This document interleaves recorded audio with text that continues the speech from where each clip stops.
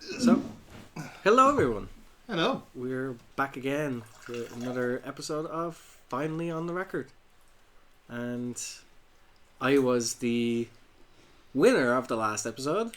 You certainly were, Foxy. Well, I mean, I chopped my way to victory. you did actually. Yeah, it was a successful chop. Yes. As Amy would agree to. Yeah. She's all right. She's absolutely fine. Trust me.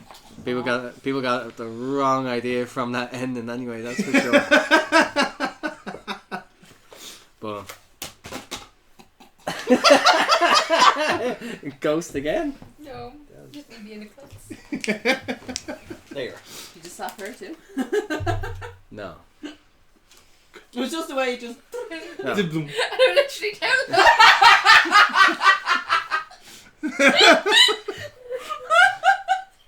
What shirt is he wearing?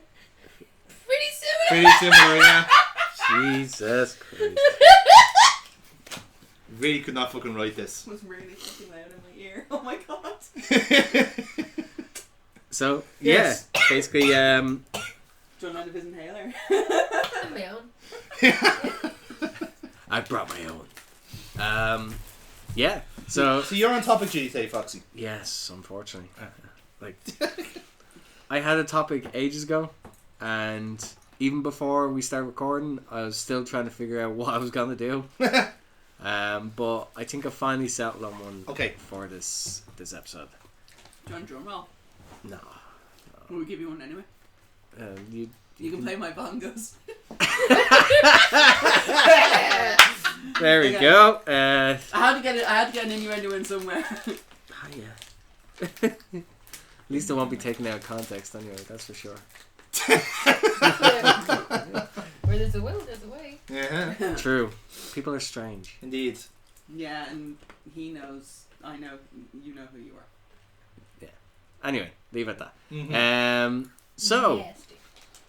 today I decided that the topic for today will be travel tales, or tales from the territories. So these can be anything. Anything during your journey of life, or on your merry travels to different countries, or just different part of this country, because some people haven't travelled outside of Ireland, so Yeah. so people can regale us with your funniest or whimsical or just intriguing stories of general. This is like the grown-up version, like the grown-up version of Never Have I Ever. Yeah. And it's like, do you remember it used to be really simple? It was like, never had I ever like kissed a boy.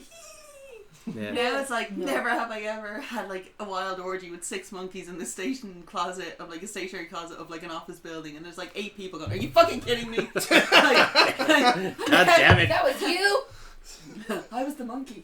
You were at that party too? Shit. Who instigated that? Sandra from HR. I fucking knew Ah, it! fuck. Oh, so that's who you know, Sandra. Jeez.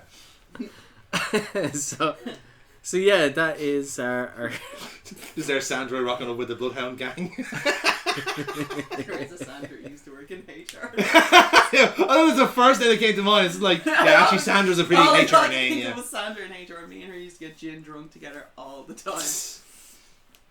so Yes. We never hooked up in a closet, though. I just want to point that out. With Okay. 6 other people and a monkey. And a monkey, yeah.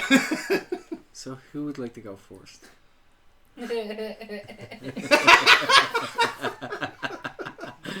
Why are you all looking at me? The one that is clearly we- dying to actually like tell a story. Some of us have only heard about it, but some of us have lived through them. Yes. Mm. Maybe we should just like, keep the subsection to Or should I redub this like Amy's Tales? Amy gets sick tails. Woo! No, just Amy's Tales. Amy's like, Tales, yeah. Road stories with Amy. So I suppose it started in 1994. My first time was such a This is legit our first family trip away. And it was to Butlins, right? And like, it's grand. Like everyone does the Butlins trip, yeah. Yes. Never went to No. Butlins. Never. Oh, okay. Fish toboggan, but never been to. Pretty much the exact same thing, right? So you know what I mean anyway. We've done the Irish version, so it's obviously lower quality. Right. Lower quality and more expensive. Yeah. So we go to Butlins, and I'm the youngest of 3. So I was 4. Paul would have been. Paul was 7 and Damien was 8. You were trying not to name them so bad. You were. Too late. Fuck the 2 of you, okay? Because these are all on fault for this. These are all adults. So what happened was, it was a week away. Excuse me, and Paul had gotten ill. Right? Paul's not great when Paul gets sick. And what had happened was the 2 boys were sharing a room, and they were sharing one room, and I was sleeping in like a travel cot, like a travel bed in my mum and dad's room. Yeah. And all you could hear from the other room was alright, that's all you could hear. Right? And my mum can't deal with sick, so she's like, oh, will you go and check on them? So dad goes in, turns on the light, and it was like a scene from The Exorcist. There was puke all over the walls. Oh no. There was puke all over the bed. It's everywhere you went, right? It was like watching the fucking bathroom scene in Saw, right? There was just death everywhere. And dad was like looking around, and Paul was sitting up in the bed, projectile vomiting everywhere. Yeah. Meanwhile, next to him in the bed, Damien is still sound asleep. Right? Damien slept through this whole thing. He's like, come on. He's like, right, brings him into his bathroom. Tries to get him cleaned up, and he's still getting sick. Dad has to remove the sheets. Meanwhile, he's like, Damien, you have to wake up. Is he still getting sick? Is he still getting sick? Yeah, he's still. Oh, for fuck's sake! He won't be quiet. He won't be quiet. So Damien had to go and sleep in my mum and dad's room. My mum was like, I'm not sleeping in that fucking room with him. Yeah. So she was left sleeping with me and Damien. Paul, dad, cleaned the sheets by hand. He cleaned all the sick off the walls, and he proceeded to get Paul settled in, and that was grand. Yeah. This is day 4 of a 7-day trip. Alright. So what happened was, Paul had then passed his little bug on to Damien. Yeah. Damien, however, had the quick sense of, if I need to get sick, I'm going to go into the bathroom and get sick. Yeah. So he proceeds to puke in the toilet. Paul, however, decides I'm going to redecorate the walls. So Paul continues to projectile vomit all over the walls. And they were like, oh God, she's going to get it next. Yeah. So we dodged it from me somehow. I didn't get it within the time we were on holidays. We get back to Dublin. It caught up with a vengeance. Delayed reaction. We get off the ferry, and we're all sitting in the car, and Amy is in the middle seat of the car. And, you know, it's rocking a bit. And I thought it was because, you know, it was like the motion of the ocean sort of type situation. And it didn't sit well with Amy's tummy. Yeah. So we literally drove right off the boat, and I proceeded to projectile vomit all over the car. Now I'm sitting in the middle. So right in the front. There's no bench. There's no this isn't front seat benches. This is 2 separate seats. Yeah. And I just right in between them. It got onto my mum. Yeah. and soon as she saw it, she just went. Oh no! And Dad apparently drove. Dad just kept his hands on the wheel. Just kept looking. Just kept driving. This is from Dublin Port back to Donamead. Oh, just deadpan the whole fucking thing. That's purely switch off autopilot, not responding. Well, I'm still continuing to get sick in the back of the car. David and Paul were crying. Traumatized. Meanwhile, I'm sitting in the front into like a paper bag.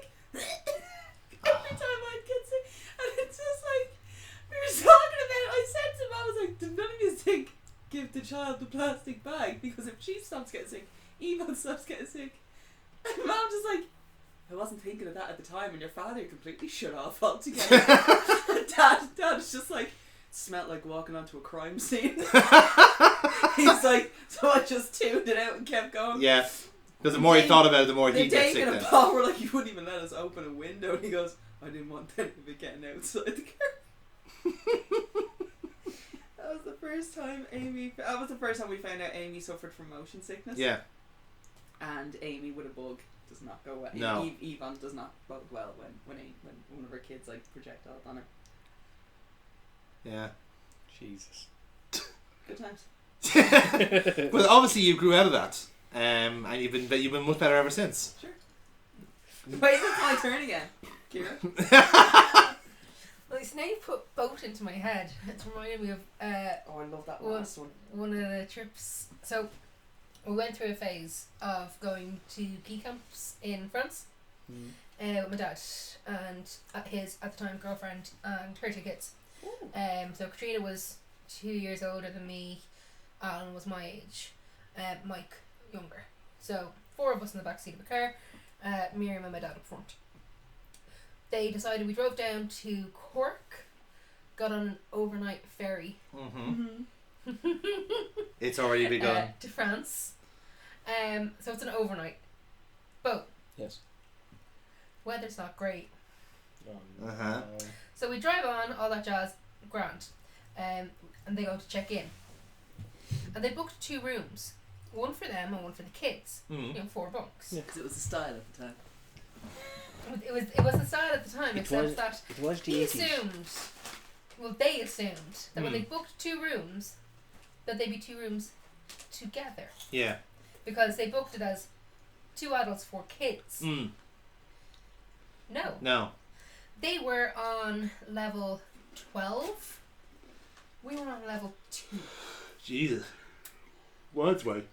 Miles away. Yeah. Now, Sounds like a child trafficking ring. like literally, Dad is literally at reception going, "Why the fuck would you book 2 adults 10 floors away from their children? How does that make sense?" And I'm standing there going, "I'm going for a wander. I'll find you when these are finished. Yeah. I'm not being involved in this. I'm only 13. Yeah. Leave me alone." It's because Mike was about 8. Miriam and Katrina, very bad motion sickness. Yeah. Like literally, Miriam was like, "I just want the butt." Like, but both hadn't even left the harbour. Yeah. I just want She's the just bed. like walking, and she's like, "No, it's coming." That's Yeah. what I Like literally, she's like, "I'm on a boat. I'm going to be sick. Yeah. I need to lie down." And Katrina is the same. Bit of a psychosomatic thing there. Yeah, of course. Because it was a case of, "Oh, well, my mum gets it, so I must." Yeah. So we're like, "Okay, fine." We get to our room eventually. When Dad was like, there was nothing that the boat would do anyway. So we were on level 2. We were 2 floors above the engine. Oh. So you're below sea Yeah. level. There's not even a window in the room. No. So I literally dumped my bag there and we were like, right, we went up to the other room. At this point we're now outside of the harbour. Yeah. And the wind is going. And the waves are going. So I'm grand with travel. Doesn't bother me. Not Not an issue. Not an issue at all unless I'm actually sick. No, not a problem. Yeah. So, at this point, where we're having to actually have a hand on the wall as you're walking, Yeah. because it's getting That really. Yeah. That choppy. choppy. So Miriam and Katrina are on the bed. It was no talking. No, turn off the light. No talking. So, Mike at that point is a bit iffy. Yeah. Huh? So it's like, okay, chuck him into another bunk. Hi, Bruce. Bruce is curious. Good day, Bruce. So myself and my dad and Alan all go for a wander. And we go to we go to duty free. Duty free on boats. Notoriously the worst place to go. It's always in the worst place. Because one minute I'm standing in duty free. The next minute I'm halfway across the boat from them, and I literally the feet are going because otherwise I'm on the floor. Just like that. I can just imagine like an escalator going up the wrong side of an escalator type of like feeling. Yeah. It's like You can just hear of things crashing. Yeah. Of like bottles going smash. Oh fucking hell. We get off the boat. This was not the time we got off the boat and Dad went round the roundabout the wrong way. And all of the that's what I thought this was going to be. All of the cars behind us went the wrong way that time and followed us. I thought that's what 4 this was going o'clock to in the be. morning and your dad forgot, oh shit, I'm on the wrong side of the road. Yeah. And he went round the roundabout the way we would, which is the wrong way in France. But not that trip. We got off, that's fine, we were driving. Blowout. No. Blowout. Ooh. So we had roof rack and a boot full. This is a where's the tire? Well, I took Toyota it out. Tipo. I took it out to fill the fucking boot. Yeah. This is a Tipo. So there's 4 of us sitting in the back seat. Like literally, we'd be driving down, and we'd be lying one way. Like we'd all have like a hoodie or something shoved in between the person next to his shoulder or the window, and one of them will go, I'm fed up with this. Okay, switch. Yeah. Change sides. Literally, that's all it was. Change While Dad places. has a tape of a holiday music that he's made of all the different songs. Yeah. And you were timing yourself to the music. I'm going to be honest with this one. People who make the holiday tape, they're the ones that are going to snap first. This was his coming. Hail to the bus driver, bus driver, bus driver. Shut up! If he didn't have good music, Yeah. yeah. Yeah. Yeah. Mm-hmm. Yeah, he's on the one The that gets so stress. aggro in the cars. Yeah. But yeah, that was so having to take everything out of the boot, get us out of the car, and get the spare wheel out, put the spare wheel on, everything back into the car, like Tetris like. Yeah. And us back in. And then figuring out where to put the tyre so we could get it fixed. Yeah. Painful. So that was one of our trips. Change it. Like I don't have many now, I'll be honest, because the last, like, outside of like last year where we went on 2 breaks together, like my last proper holiday was when I was 10. Like we don't, as a family, don't go on holidays at all. We never have. It's just not our thing. And even if we try to, we're so out of place in doing so. Like we're just not touristy people at all. Are you a lizard person? I potentially, like, it is entirely possible, but like the one that we did. You've been brought up like a lizard. Yes, I've been brought up like a lizard you person. were well, you know. Did you open your eyes one day and just realise I'm a full grown adult? This is now where I'm gonna like live my life. It's kind of thing where like it's actually no point like kind of making family plans because there is no plan. The very concept of a plan doesn't exist. It's just we all sit here in silence and wait for the cold embrace of death. Let's not have any life experiences. Let's just because it's just kind of weird like fatalism about it. They're probably all going to be shit. My dad's going to be asleep for half of it. My mother will be doing everything else here, and I'll be sitting alone in silence by myself. So that's been how like every kind of like how we've rationalised not going for fucking holidays. You know, because like we're not able for it. You know, we're too old. So, you're too old. You're 60. You're like get the fuck out there and do something. You know. Anyway. The one time we did go on a holiday, right, was when I was 10. We brought. My mum and dad are on their first holiday just this year. Yeah, again. My mum was planning hers. They're going on the 19th. Oh, sure. After paying for the flights for November's. Yeah. While on holiday, they booked their November holiday while on holiday.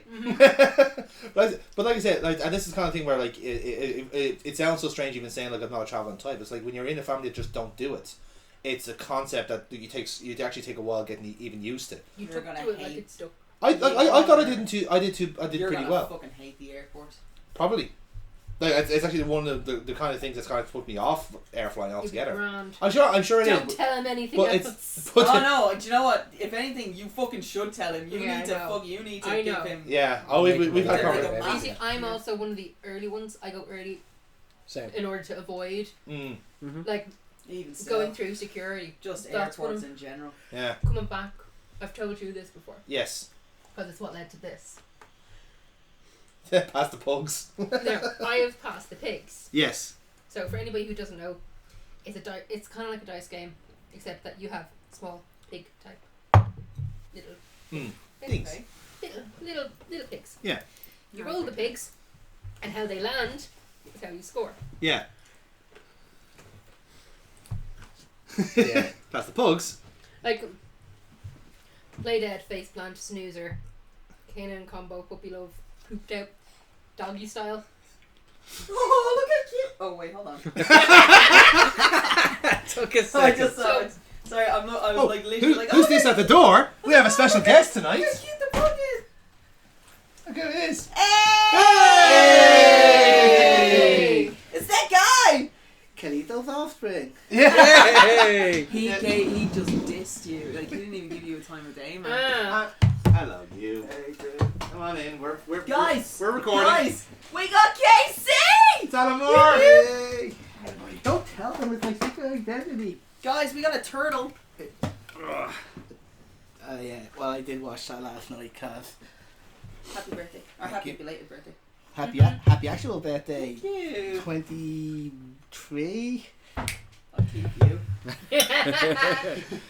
Careful, we know how this went last time. You'll be in shot as well, hypothetically. You have the option. There is a No, sofa that's there. not in. That's not in shot. Oh, Jesus. You have to think fourth dimensionally now, Foxy. That's it. Yeah, exactly. I barely think at all, Joe, I man. think I'm scary about this now that you're sitting on that chair. You're actually taller than me, Kira, and Foxy. His childhood dream. The boyhood dream has come true. He's had a growth spurt. No. I worked out the maths in my head. It took me all of puberty to get the two connected in, so I'm guessing 40, 50, boom. 6'5" Oh my god, I finally had the growth spurt. So Casey, to get your mind mulling over, we are on the record. This is your first episode of On the Record. No, second. Second. Oh, you're wrong one. You were right. I apologise. One. Yeah, that's right. You did. So the topic is travelling tales. We're calling it Tales from the Territories. To borrow that out. So we will probably transition to the territory sides shortly, but we are still on travel tales at the minute. So it could be funny stories, awful stories, like whatever. Yeah. So far, me and Kira have just been getting sick in our stories. You didn't get sick. People around Sorry, her. around me People got sick. around Yeah. got sick. I just ended up scooting across. Yeah. Technically, my brothers got sick on the holiday. It wasn't until we got home I got sick. They didn't get sick like during the holiday. Sick on the actual holiday itself. The entire holiday was coated in vomit. Semantics. Yes. No one actually enjoys butlins, alright? And I think me and my brothers proved that with our projectile. That's true.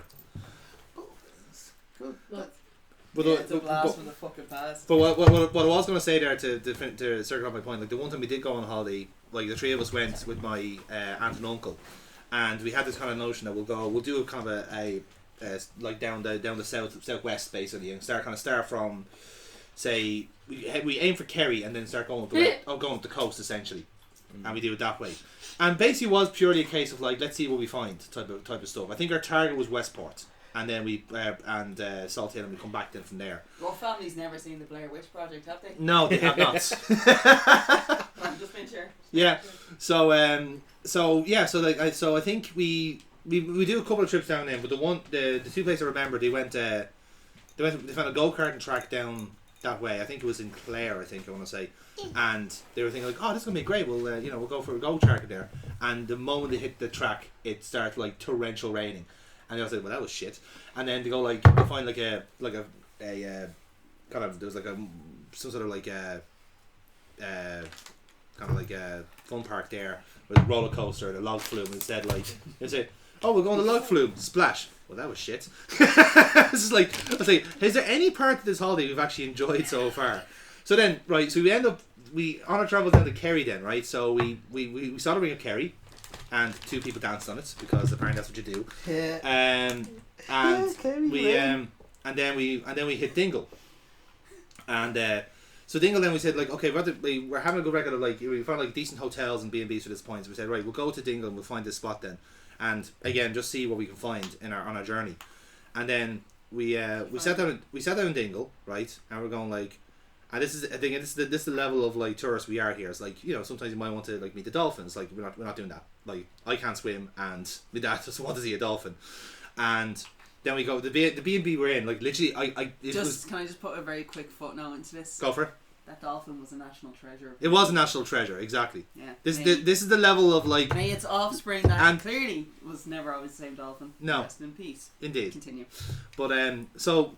It was probably out of a sitcom. Like it was kind of like something like fucking Richard Wilson would do in One Foot in the Grave. Where like we all sat down in this B&B, right? We realised, okay, it's a one room with two beds in it.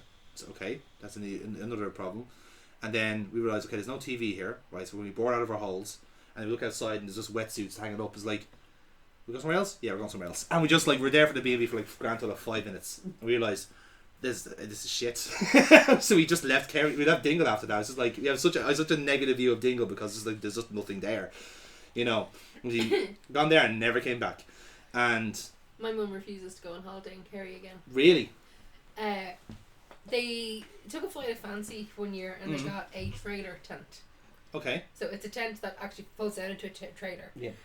I haven't seen any in years, so that's why I'm saying what it does. Yeah. But so they got air mattresses to go underneath, sleeping blankets, all of that. Yeah. Get down to Kerry. We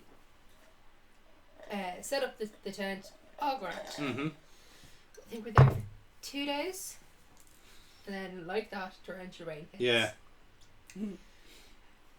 We go to bed. I'm like, right, okay, it'll be gone by morning. It's fine. It's fine. So there's 2 sleeping areas, and 5 of us. Yeah. So myself and Elaine are on the higher one. Mm-hmm. Mam and Mike are in the lower one, and Christopher has an air mattress on the floor. Right. In between the 2 areas. He woke us up the following morning because he was floating. I was just thinking. Not quite as deep, but that's similar. Same premise. So Let go. But like we unzipped. Just floating out of the tent. Come back! Come back! No, fuck him. He can walk back. It's just that one episode of Simpsons where the dolphins take over, as everyone's kind of just on their floating furniture. That's what I'm imagining there. I guess they wanted it more. The campsite was on a hill though. Oh no. We were fine. Ours were heavy. We zipped open the tent. Tent City was just floating. The one man tents are all going. And you can literally see people opening. I was like, fuck! What do we do? Where are we going? We're on an Just go adventure. with it. I've had a dream like this before. Myself, Elaine, and Mike had a mutiny. Oh, I'm not sure on the tent ship. We're not going back to the tent. A mutiny above the USS tent.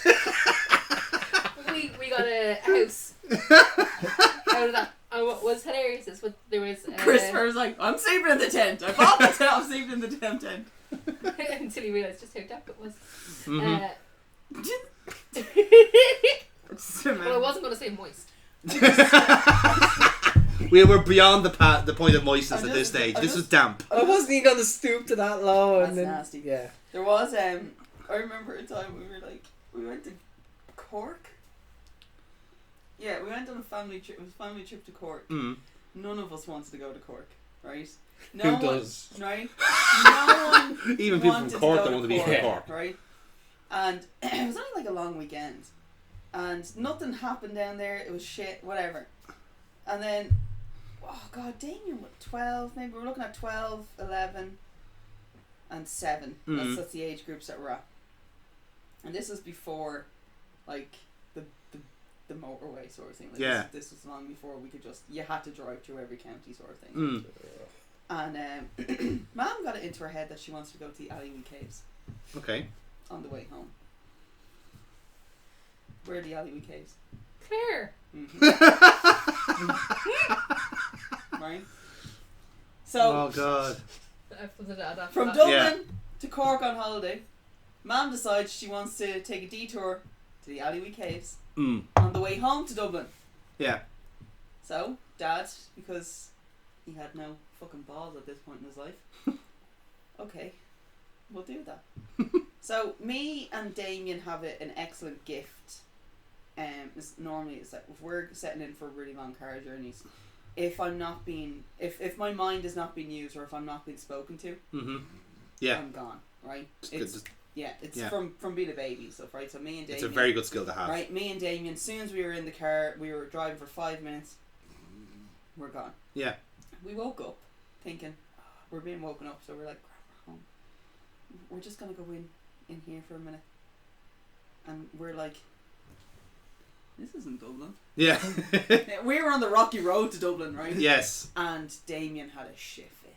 Like, he was like, I don't want to fucking go in there. Like, this Damien does not get angry. Yeah. This would have been the first time Damien would have swore. Yeah. My mum, I'm not fucking going, I don't want to fucking be here, I want to fucking go, I want to go.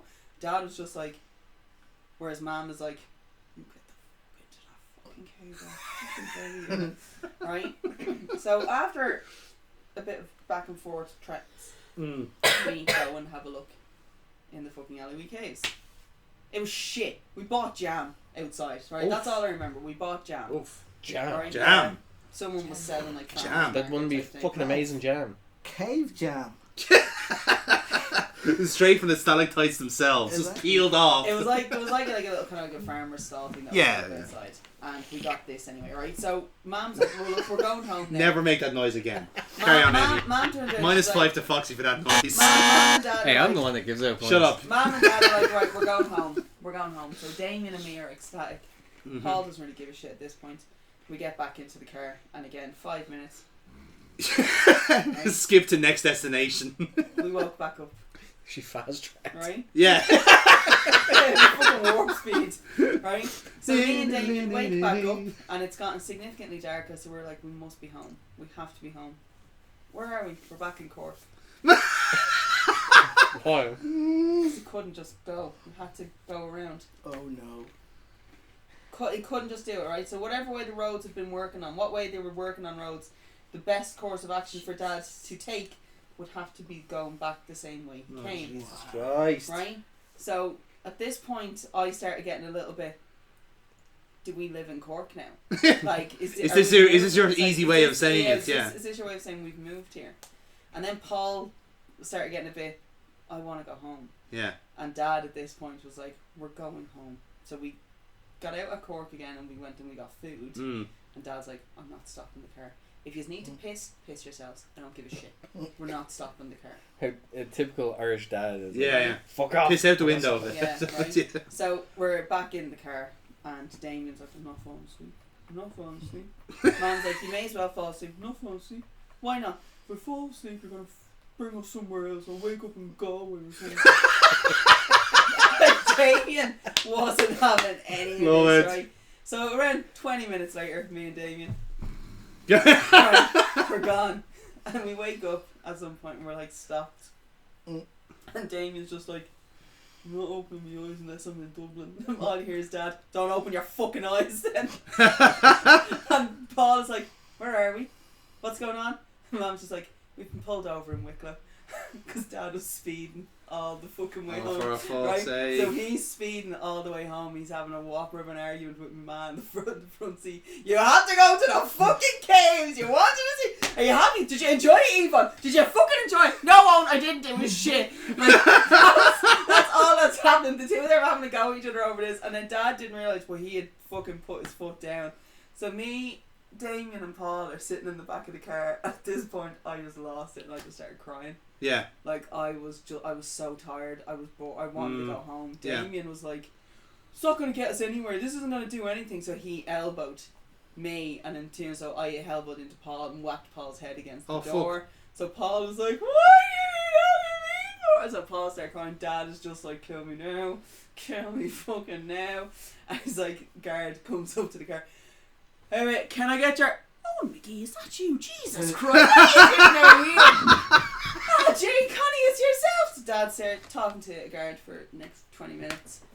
And at this point, Paul has stopped crying, I've stopped crying, Damien is gone again, and Mom is just like this.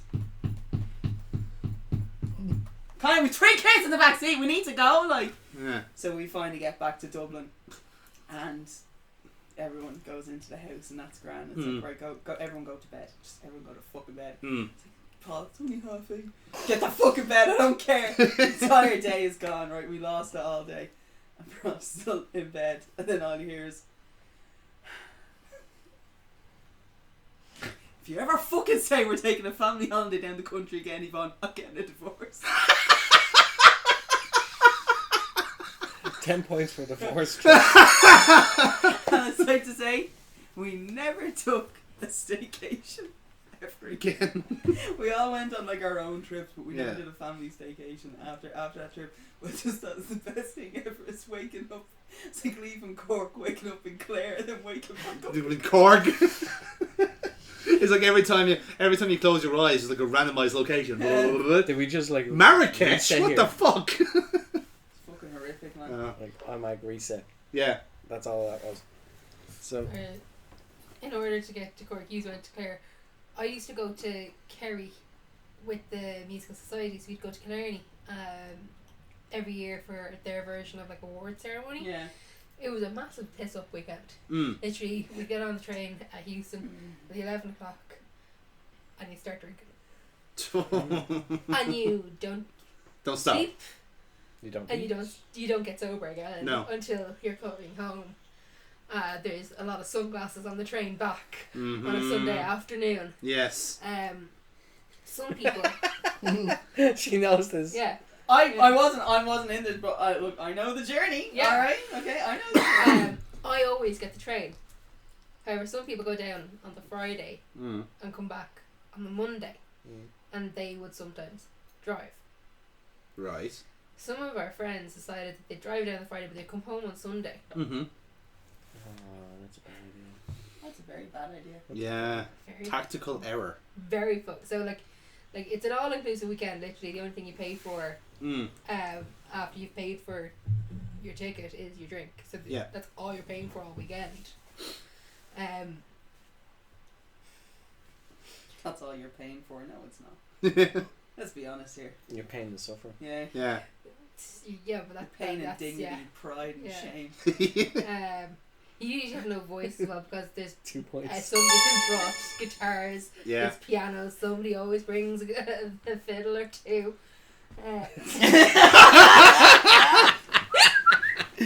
Oh, You know for a fact, like they were just wait. The two of them were just waiting to 6 points. There you go. 6 points for a fiddle. There's 6 points for each fiddle. Fiddler too. a couple of fiddlers on the roof. There's others on Dirty bastards. What were they doing up there? there's a lot of Get bedroom. down off of that! There You is leave that cat alone. a lot of bedroom hopping. Dirty bastards. There is. Jesus, those fiddlers get around, don't they? Oh my What's this one of those God. fucking key There parties are from the Some- Grinch? Yeah. Like Someone's literally, hitting the it's a high case notes. of Fucking hell. Yeah. like socks on the handle, like or hangers, like Yeah. being like, do not disturb. Yeah. Like you're sharing rooms with other people. I will Yeah. say Like- this now. Jesus, after giving me a great thing, socks do not stay on the doors. However, a hanger will. Mm. I get a message from one of our friends, so we're on the train on the way back. Who's this person in my room? And why does he have a fiddle?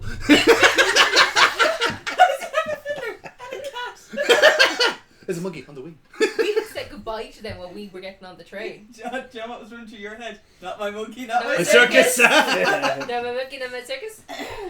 And they're like, right, we're heading home. We'll see us. Well, like you just have to get off of Houston and then have to get picked up and dropped and all that stuff. Yeah. You get to go straight home. I'm like, see us. Bye. Bad Felicia's. Yeah. Wild Atlantic Way. They went the Wild Atlantic Way. Shut the fuck up. Along the west coast. Yeah. Shut. I was like, how the fuck do you miss the signs for Dublin? It has airport signs usually on it beside it. They went the Wild Atlantic Way from Killarney. That's the most beautiful that's the most beautiful like Fuck up. karma Yeah. I've ever heard. They ended Serving. up That's the go away. most beautiful serving of karma I've ever heard. Go away. Yeah. And then they had to come back. I was like, Excellent. we're home. We're not. We're here. I will actually say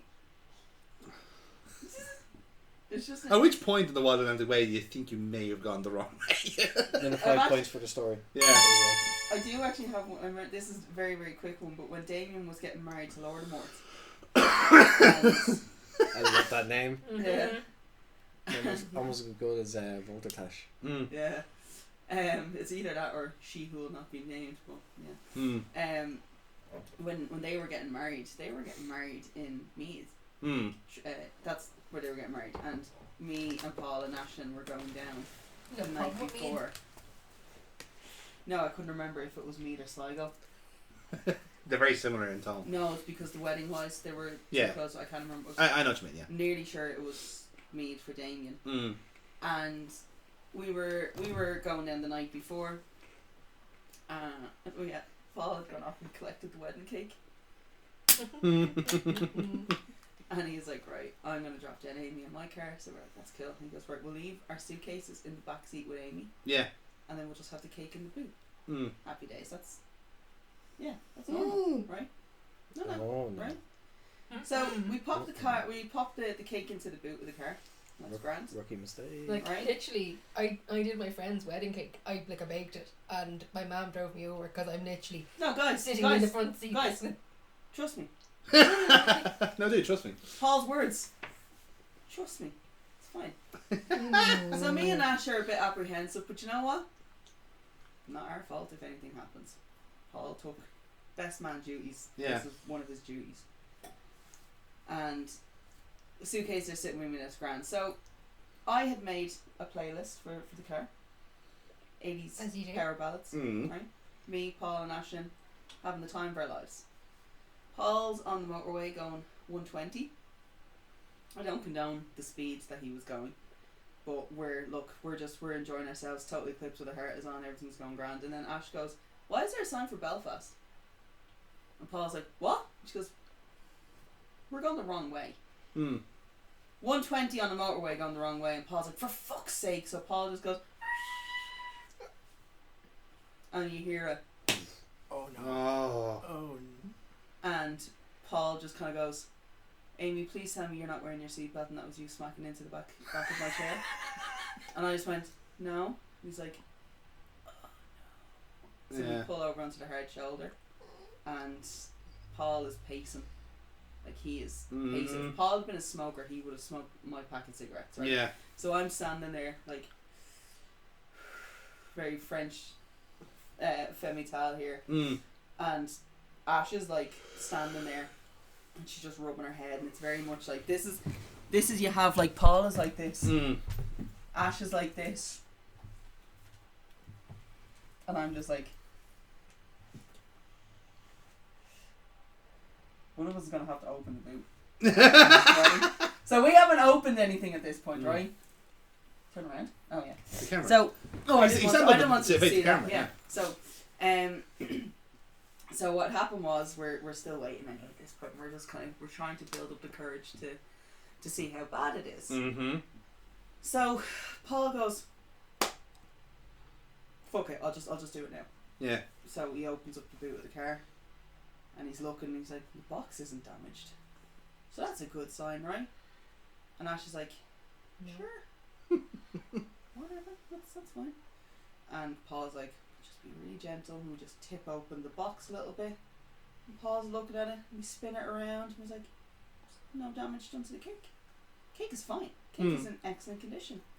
Like, holy shit, that's great. Okay, that's a sign from God, right? That this is going to be fine. So we get down anyway, and everything's cool. And we put the thing back in, and we're like, "Should we bring it into the back seat?" And Paul's like, "No." "Will we?" "No." He's like, "No, we'll leave it in the boot." So we're like, "Alright, okay." That happened once. Me and Ash are like, "We don't think that's a good idea." He's like, "No, it'll be fine." He goes, "That is a Derby built cake." He goes, something tells me, he goes, they're not wooden spills in this cake, there's a plastic tubing in this cake. That's what Paul's... He's just rationalised that right, it's he's shock rationalised, absorbing. Right, that Right. there's a plastic tubing in the cake, right? So, we then have to drive... Here the thing is, we had to drive a little bit further before we get a fucking exit to go back to fucking Dublin, so we can start going back to Meath, right? So Ashton's like, maybe don't go 120, right? And we'll just kind of go from there, sort of thing. What? I'm like, there's so many other ways you could have gone. Yeah. Sorry, have you met Paul? No! Exactly. But then that's what my brain is like. I'm like, how? You have not met Paul. Yeah. Right? This is just Paul's way. Because he does not understand The that wild there is... Paul way. There's no... The he Paul doesn't Atlantic way. understand. Paul, if you told Paul, this is 5 points. the easiest way to do things, Paul will say, "Fuck you. I'll do it care. this. I'm doing it my way." Yeah, and yeah. no one can tell me A way that otherwise. makes sense to my Right? the camera ways in my brain. Exactly. Yeah. Now, see, this thing is, Paul had gotten a new toy. I think Paul just wanted to spend as much time in his new toy as possible. Fair enough. Right? So, we get turned around anyway, so we're now finally on the way to Meath. Mum is ringing, being like, "Where the fuck are you? We need to get the cake in, we need to get this. And Paul's like, "We're on the way, don't worry." So, Paul's back doing 120. as we're going down, and me and Ash at this point had kind of forgotten we had a cake in the boot of the car, and we're back to singing power ballads and everything's great. And then we get to the hotel, and everything's fine, and we're like getting our bags out, and Dad is like, why he goes, why are your bags in the back seat with you? And I was like, 'cause the cake's in the boot. And Dad just like, all colour drained from Dad's face, and he's like, you fucking idiots, oh you fucking idiots. And we were like, me and Ash pointing to Paul, Yeah. no, you're a fucking idiot, you talk to him. So again, Paul's like, the cake is fine. So Paul opens up the box, everyone's inspecting it, he's like, the cake is fine, there's no damage done to this cake, it's a beautiful cake. It was a beautiful, stunningly 3-tiered cake, right? And it had these really delicate, like, rose petals that were like starting from like a bunch of roses at the top. Yeah. And they're kind of like they're falling off, and they're done in black, and it's a stunningly gorgeous cake. It's beautiful, stunning. And we're like, it's in one piece, everything's fine. They bring it into the restaurant, everything's cool. In the fridge, everything's fine. Day of the wedding, and you know everyone's shitting bricks and stuff like that, and that was fine. And then it came to the point of after the meal and cutting the cake, and the cake gets brought out, and Laura's face just completely falls. And we were like, there's no damage done to that cake. We checked it, there's no damage done to the cake, and Laura is just like giving out to her mum about something. Yeah. And then Patsy is like coming over, and she's talking to Paul and a bit about like something like this, and Paul's like, it's like this is the thing I was told, this is where I got it from, blah blah blah. So that was whatever it was. Anyway, she kind of got over it real quickly, and they cut the cake, and everything was fine. So me and Ash were like, what was fucking Patsy and Laura having a go for you? And he goes, that's not the wedding cake. It's a different cake. Different cake. Oh my Oh, god. And we were like, what do you mean that's not the wedding cake? And he goes, apparently the wedding cake that she had ordered was a 3-tier wedding cake that had like a black lace outline on the bottom, Yeah. and it was like then clear with the bows, but it had like red roses at the top Right. to fit in with the colour scheme of the wedding. And we're looking around and been like, actually yeah, that cake does not fit in with the colour scheme for this wedding, and Yeah. it's very unlike Lord Mort's not to have everything to perfection. Yeah. So what happened was, after the wedding, after everything was done, she took Paul outside and gave him a bollocking over collecting the wrong wedding cake. Whereas Paul was like, look, McDonald's, McDonough, how am I supposed to know the difference? So meanwhile, we managed not to damage this cake in 120 miles an hour, but it was just the wrong cake. I would love, altogether. like, do you know what if the other cake was ever picked up? Was there like a mix up? So another family got like the same. The baker got a bollocking. Yeah. No, someone else. So McDonald's got McDonough. I love the idea of like of them having the opposite story to you, I where they would were love so to know. safe with this cake that wasn't theirs, and then just like at the last second someone trips up and it's all splat on their floor or I would something. love Would to that hear be the other fucking- side to that story. Yeah, I'd be fascinated. I had said it to Damien, you should find out what happened. You should, yeah. He said, I don't give a fuck, the cake was nice. And I was like, because Damien was like, the one that Laura ordered was meant to be a chocolate biscuit cake. Mm. And we were like, oh, but the one that we ended up eating was like, one was like a chocolate sponge. Yeah. And then there was a vanilla sponge. Oh, lovely. Yeah. And then there was Nice a mix. coffee sponge. Yeah. So we were like, he was like, if anything, we got the better cake. He goes, so he kind of felt bad for the one. He goes, plus this one seems to be a lot more expensive than what our one would have been. So Damien looked at it as like As an a upgrade. win-win. Yeah, he was like, no, it's a win-win. Yeah. McDonald's know how to eat and sell. Mm. Whereas Laura was just pissy because it wasn't chocolate biscuit cake. Yeah. It's like, who the fuck has chocolate biscuit cake as a wedding cake nowadays? Like, you animal, you're not a toddler. Mm. You're an adult with an adult palate. One of my friends had. The girl I made the wedding cake for. So bottom was chocolate biscuit cake Yeah, because it was going to be the only dessert. yeah, So chocolate biscuit So it's cake, being used. Yeah. Yeah. fruit cake, yeah. and vanilla. Grant, you have to, yeah. This was Three all nights. chocolate biscuit cake. Oh, yeah. Oh, no. That's why- that's That's why- way too much. yeah, Yeah. no, That's too much. no. Exactly. This is why Damien was like, we got the upgrade. Yeah. Yeah. Totally. Yeah, we was 100%. Like, Because the other family weren't afraid to pay for the extra. Like, exactly. So yeah, the baker got the bollock, and I don't think anything Yeah. ever happened to Damien and Laura on that one. Fair No, enough. that's just a mix up. Yeah. Yeah.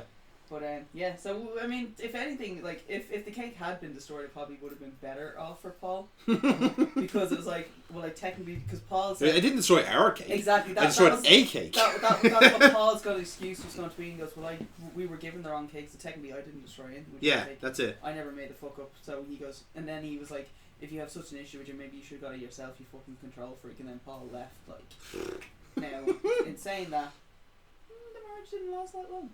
So. And it all started with a cake. Started At with least a you remembered cake. to Started get with the a cake. He didn't remember to get the cake. Ashton had to remind him the morning we were leaving. Well, so when Elaine was getting married, her best friend was meant to organise the cake. Mm. She was reminded several times. Yeah. Morning of. Mm-hmm. Oh no. No cake. So we did what Elaine originally wanted to do because she was like, why the fuck am I spending a whole load of money on a cake that's going to end up dry? No. Yeah. Went into Marks and Sparks, got the tiers, set it up, done. Fantastic. Oh god. Casey, have you got any travel tales for us? Before we get to the really disturbing ones. Before we start traumatizing the room. There is. I think I probably mentioned this before because I tend to ramble. Yeah, but we're on the record now. We are on the record. Yeah, true, but Right there on camera. hey, viewers.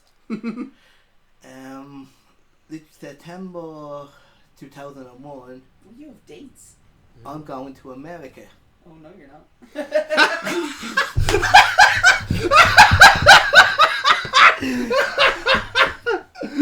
No wonder he has a date. Breathe. Foxy, I think Swallow. I Do think like me. Do like me and swallow. Be a good girl and swallow. Foxy, I think I'll think of him here. Amy, I reward you 9 and 11 points.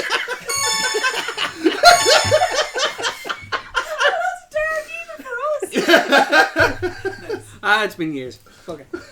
Never forget. Anyway, sorry. I even have a worse one on my head.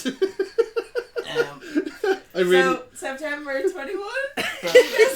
September 2001. I'm going to Universal Studios, Florida, with my family. Of course, it's after 9/11, so me being me, a little bit half seriously, I wait on my will, leaving everything to my 3 friends, yada yada. On the plane, going over. Hang on, don't just softball you wrote a will just in case there was a 9:15. Like, don't just softball that in here, right? You write it in your will. In the event of a terrorist incident, I'd like A, B, and C.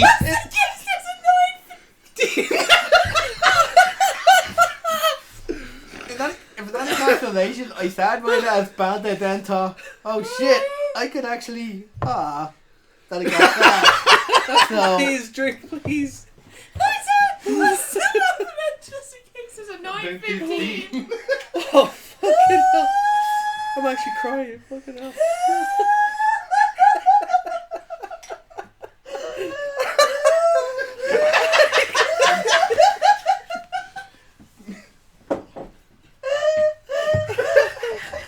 Oh my god. Sorry, Bob. That's...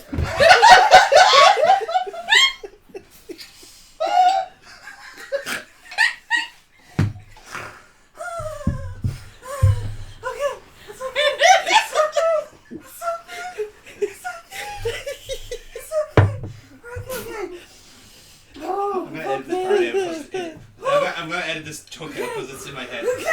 It's a present. A second story has hit the off the record.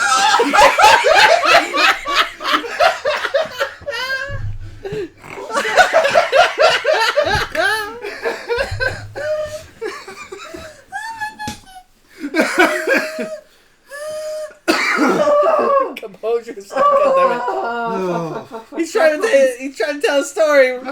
Yeah, we're not only that, I have to cut. I feel like, oh shit, I have to follow this band. Hold on. I actually need to wet my mouth again. Like the only thing getting wet. yeah. I saw it before he had a chance to say it. Good girl. Right. Okay. Okay, so September 15th. Yes, September 15, 2001. I'm going to Orlando with my family. It's a long out flight. It's my first ever long distance flight, so. Stop! Are you leaking? Have you sprung a puncture? What's going on? Sounds like scene escaping. yeah. I expect him to I hope say she- it again. I hope she's not waiting for the boom. Oh, okay. Sorry. So, there, I'm there. So we're there getting food from the air hostess. Mm-hmm. She goes, well, yeah, I'm looking at the adult menu. I'm like, fuck this shit, cause I'm over. I want the kids menu. Fuck's sake, fuck you, really sorry. That was it. I'm sorry, Paul. That's in fairness, like. Yeah, that was it. If it wasn't me, someone else was gonna do it. So There, I said, no, I want the kids menu, I want the burger and chips. She goes, you have to be below 10 to get that. I go, I am below 10, I'm only 9. Okay, cool. And they bought. And They did bought you have it. the beard at the time? In 2001, Were you I bet still had writing your will on the plate, were you? it. No, my will was notarized at home. Oh god, I need a minute. Oh. I actually need a minute. My head hurts. I need 30 points to Casey. Yay! Oh. Fucking hell. Oh my god. So when you were talking about long distance flights, it reminded me of a The one you've never been on. I've never been on, no. But a friend of mine was had like been kind of obsessed with going to New Zealand for a while because he had family over there, and he also kind of wanted to on the slide jump, like do a hop to like Hong Kong to get like kind of like nerdy stuff and all that, you know. So you know when this was a year-long odyssey of like us trying to him trying to get us to talk him into this trip, right? He was kind of mulling it. It was like everything being mulling it. Like, okay, you clearly want to do it. You don't have to get our fucking permission for it. We're not your fucking parents, you know. So anyway, he's talking about it on and off and rambling about it until he gets to the point where he's on the plane, right? He is the plan is he's getting the plane. Is going from Dublin to Dubai to Hong Kong to Auckland. That's the travel plan, right? Mm-hmm. So again, in a very unfortunate level of timing, he's going to Hong Kong around the time of the riots, you know, the democracy protests. So he's going there at that time, and he's chatting away to us, and it's just like now at the time I'm reading the news, going like, yeah, shit's kicking off there, you know, like he's gonna have a lot of lovely time in Hong Kong. He chats to us afterwards, like at 2 a.m, going like, everything's fine here. It's like, no, fucking doubts. Anyway, so he does the trip he gets his kind of swag in Hong Kong, and he travels to New Zealand. Now this is a guy who has been talking about a year going to New Zealand to visit his sister here, right? And he's staying there for 3 weeks, right? So he's got everything meticulously planned out. He's gonna go to like see some of the areas that they've kind of filmed Lord of the Rings in. He's got all this meticulously planned out. He's got everything military timed out for it, right? Day 2 comes down with a chest infection, and it doesn't leave until he's back in Dublin. Aww. He was hospitalised for a week over in New Zealand. Like literally his whole trip was ruined on day 2 because of a massive chest infection that he didn't even get clear until he came back home. Like that's the thing. With that as well would have been. Oh, it was painful for him, I'd say. And like he didn't even have like a good track record after that then, because he wanted to go to Malmo in Sweden because that's where the Pokemon Championships were, the regionals, and he thought he had a decent chance at qualifying, so he was working towards that and kind of doing it to a competitive level and so forth. And then just when he had his tickets booked and he was going away, COVID cancelled the entire thing. I'm kind of conspiracy thing right here. I know. Right? No.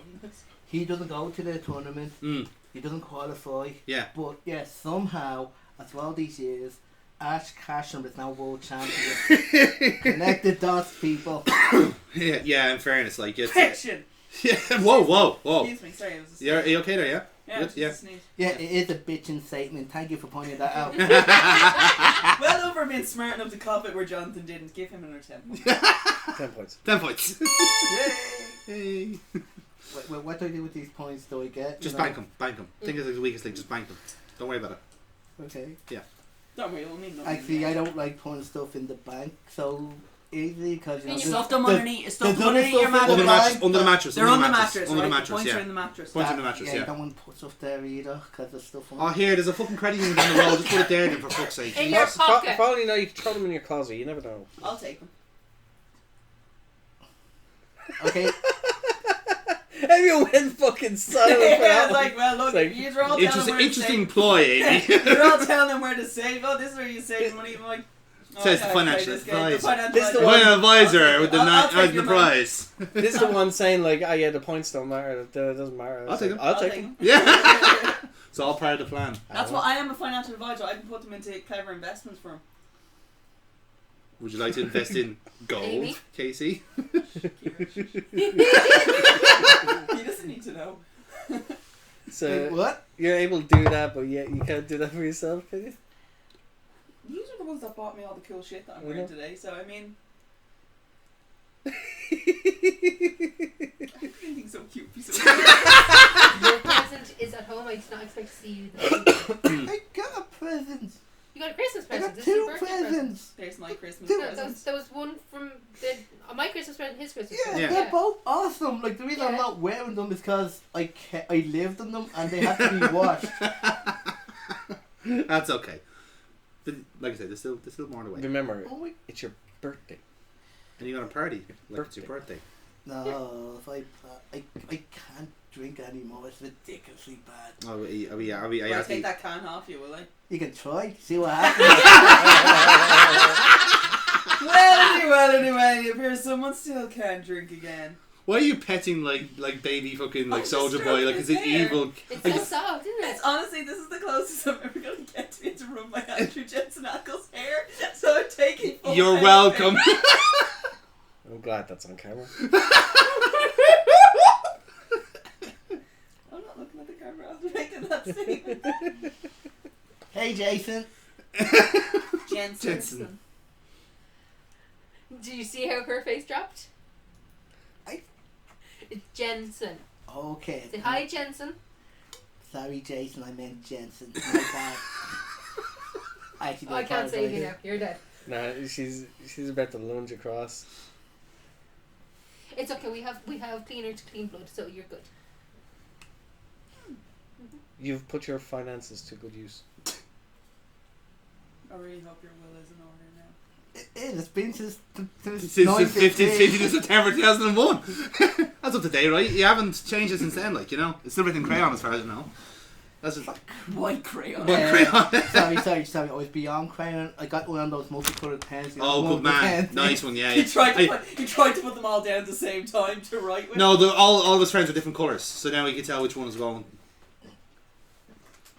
I used to do this thing in school Fucking where I would Jason. write every letter in a different colour. And, like after 2 days, the teacher just like literally lets it to me. Yeah, stop fucking doing that. Pick one colour and use that. It's like, okay. I choose white. That's I did it on purpose. We used to do it in lemon. Lime in biology. To write notes to each other. right. I mean, why? And then it's like, I think I'm nearly sure it was like a chemistry thing, but it's like whatever way you were doing it, and then when you put the iodine on it, Yeah. Yeah. it would show through, so you could like get notes and cross back. Yeah. and stuff. Like invisible notes. Yeah. Exactly. You know, lemon juice and a light trick. You do it that way as well. Mm-hmm. So yeah, what do you know? Who's next? I think you are Foxy. Oh shit. You're the host. You share a story now. Share with the rest of the class. I've been enjoying. You've had a few wrestling tales, I'm sure. Like I mean, like, you do a bit of traveling in your real job, you know. That's how me and you became friends. Yeah. True. Was a wrestling trip. Yes. The wrestling bus with the Hunter bud bus. with the buddy system. Yeah. Fucking hell. The buddy Who system. implemented the buddy system? Me. Amy implemented the buddy system, I'm and highly intoxicated on her head, okay? Yes. It just goes to show Amy wine drunk can lead an army. I got They us from, fucking follow. Yeah. they fucking Aye. did as well, and none of them like they were giving me I absolute. wasn't even there for that Right. one, but I could tell. I'll tell you very quickly, just to give Foxy a chance so he doesn't have to talk, right? We were 2 doing points. so for OTT for Dublin to Belfast. Joe had decided I'll hire a bus for fans and we'll drive them up and down. And it was actually quite a full bus for this. I think it was like an 18-seater bus. Yeah. Like one of those little small kind of like For mini the coaches. first one, yes. Second one, It was always the same one. It wasn't full. It wasn't full, but the first one was. Then the Then it was third like one six of started straggling. Yeah.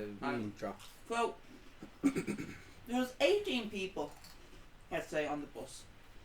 Right? Not including the driver. Me and Ali had been drinking cocktails and wine since about 10:30. Yeah. That Sunday morning. You know, God's day. And we were getting on the bus. And everyone seemed to be in like groups of 6. Yeah. Groups of 4, groups of 2. And that was kind of how it was. So, we got on the bus. And we were like, I jokingly was like, bus driver was like, how many people is meant to be on the bus? And I went, whoever has the tickets for it. He goes, are you collecting the tickets? Okay. I'll collect the tickets then. Yeah. So I started taking the bus tickets off people, double checking that they actually had bus tickets. Ali is pissing herself laughing. Because she's now drunk sitting on the bus with John Kelly. And I was, that was her buddy. Yeah. Right, and then I was with Nathan. And I was like taking tickets and I'm like, okay, we need to implement a buddy system. And what happened was, I was like, whoever you're sitting next to, that's your buddy for the trip. So if your buddy's not on this bus on the way coming home, we have a problem. Yeah. So everyone gets to know your buddy. And there's a lot of people kind of laughing about this. And I was like, hey, pedos, you two are the buddies. Weirdos, you are the buddies. Married couple, you are the buddies. Friends, possibly more, to a male couple. Yeah. They were like, you are buddies. And they were like, Pedo and Ali, you made your choice. I was like, Nathan and Pedo, I've made my choice because of the age difference between me and Nathan. We were joking about it. And that was grand. So everyone had a buddy system in their place, and that was grand. So we make a... What happened was the bus starts driving, and I hadn't been drinking on the bus, so I started to sober up a little bit. Yeah. And then all of a sudden, the next thing I feel, there's like a tap to the shoulder. Yeah? Are we going to be stopping at a rest stop? Why? I was just wondering. I was like, I don't think so, Peter. Number 1, you can go back to your buddy. And he was like, my name is Graham. I was like, okay. Alright, okay, Peter. And he just goes, what Peter number 1 was? Right? So he goes back to his seat, and then we're chatting away for a little bit more, and then friends, possibly more. One of them was like, I was like, is everything okay? And he goes, are we going to be stopping by any chance? And I was like, I don't think so. And at that point I was like, okay, that's 2 people in the space of 5 minutes from the back of the bus. I was like, alright, mutiny is starting. So I stood up and I was like, does anyone want, I was like, do people want to stop to get food? And then I went, or use the toilet. Yeah. I was like, okay, cool. So Ali was like, there should be a rest stop coming up very soon. We can stop there. Said to the bus driver, and he was like, yeah, happy days. So we stop the bus, and everyone files into the bathrooms. A few more are getting bottles of water. Me and Ali were getting food. Meanwhile, everyone who was on the OTT shows that night are all sitting there in the Burger King and are like, wait a second. what the fuck is going on here? And I just realised, oh, we're literally just behind them. Yeah. Okay, that's grand. I was like, we're making good time anyway. So we all get our stuff, and then they all kind of file out as if like 5 random fans that are like following us here. This is weird. And at this point, I started thinking, do they know that Joe hired the bus, or do they think that we hired the bus? Like that. I choose to believe for that moment. I started Like, freaking out for a minute. So everything's grand. We all get back on the bus. And we're fine. Buddy system still in place. I was like, everyone got your buddies? Yeah. Are we sure? Yeah. I did a head count every time. Yeah. That was grand. And we get there, and yeah, that's fine. So we get to Belfast. Then we had to turn off all our music, and then I had to get my phone out and get the sat nav because he didn't know how to get to Europa Hotel from where we were, but we got there in the end. Found a placement. That was fine. And then he's like, grabs me and he was like, I need to get paid. And I'm like, you'll get paid when the job is finished. And he's like, will I now? And I'm like, well, I assume so, because you're bringing us back to Dublin. He was like, right, well, you need to bring me in to talk to the man in charge. And I was like, alright, cool. So we start walking around, and then I think it would have been like Fabulous Nikki, and I was just like, where's Joe? Like, he's back there. Alright, cool. And I just start walking to the back area where the wrestlers are. And there's like a few people like, yeah, what's this? What the fuck is she doing? And then it was just like John. all you were missing was a lanyard. That's all you needed. And then John is like, John is there with his camera, and he's like, you alright there, Amy? I need to talk to Joe to get the bus driver sorted. Alright, no worries, I'll go and get him now. And then there's a few more people, and they're just walking up and like, "Do you work with us?" I don't know. And then In this moment of time, right? yes. It was a real like, I don't know. And then instead of being like leave, it was just okay. Yeah. And then just went our way. And then as we were walking back out, Joe was like, "How are you? How are you?" And he's just kind of puts his arm at the back of the other fella. I'm not gonna lie, I'm pretty sure Joe went like that to me. Yeah. As if, get the fuck out of here, sort of thing. So I walked to the back and I was like, okay, maybe I don't work here anymore. I guess I don't work here. Show goes off, everything's fine. So as we're like getting on the bus, bus driver had found me and was like, I'm going to pull the bus up to the side so you can just get in that way. I was like, cool. So then I was like, okay. It was a real like, Dublin crew, where's the Dublin crew? Everyone find your buddy, we're going back to the bus. Yeah. And there's a lot of people from Belfast just like the Red Sea. And everyone from Dublin was like, file, buddy. Everyone was loving it at this point because they'd all had a few more drinks. Yeah. And we get on the bus and I was like, right, this was my head count. And I'm doing the head count. And I'm like, who the fuck is missing their buddy? And I was like, one of you is missing a buddy. Who's missing the buddy? And then I just kind of like looked and I was like, married couples there. Pedo. Where's pedo number 2? Where's pedo number 2? And all he hears, I'm coming. There's a chap running down the steps of it wasn't the Europa, sorry, this would have been Mandela Hall. Yeah, Mandela Hall would have been, yeah. Sorry, Mandela Hall. And he comes in anyway, and I was like, alright, cool. And then I counted again. I was like, right, he goes, bus driver was like, have we got everyone? I was like, we have everyone, that's happy days. That was grand. And then we go off, and he's like, I'm going to make a stop just as we get out. People can use the toilet. And we'll go. And then I was like, happy days. And that was grand, and the trip went fine. It's happened 2 more times this journey. And the one time we lost the buddy. Jordan. Yeah. Right? Yep. So Jordan, the bus had stopped halfway on the trip and Jordan needs to use the toilet. And this was on the way home. Right? We're on the way home from Belfast at this point. Butch and Foxy had joined as a pair. Right? Yes. We had a buddy system, they were in place. Yeah. So they were on the space bus, right? There was space anyway, so they were on the bus and everything was grand. And then as we were doing as I was doing my head count, I didn't even have to say who's missing, but I went, where the fuck is Jordan? Yeah. So myself and Ali got off the bus and we were like, Jordan,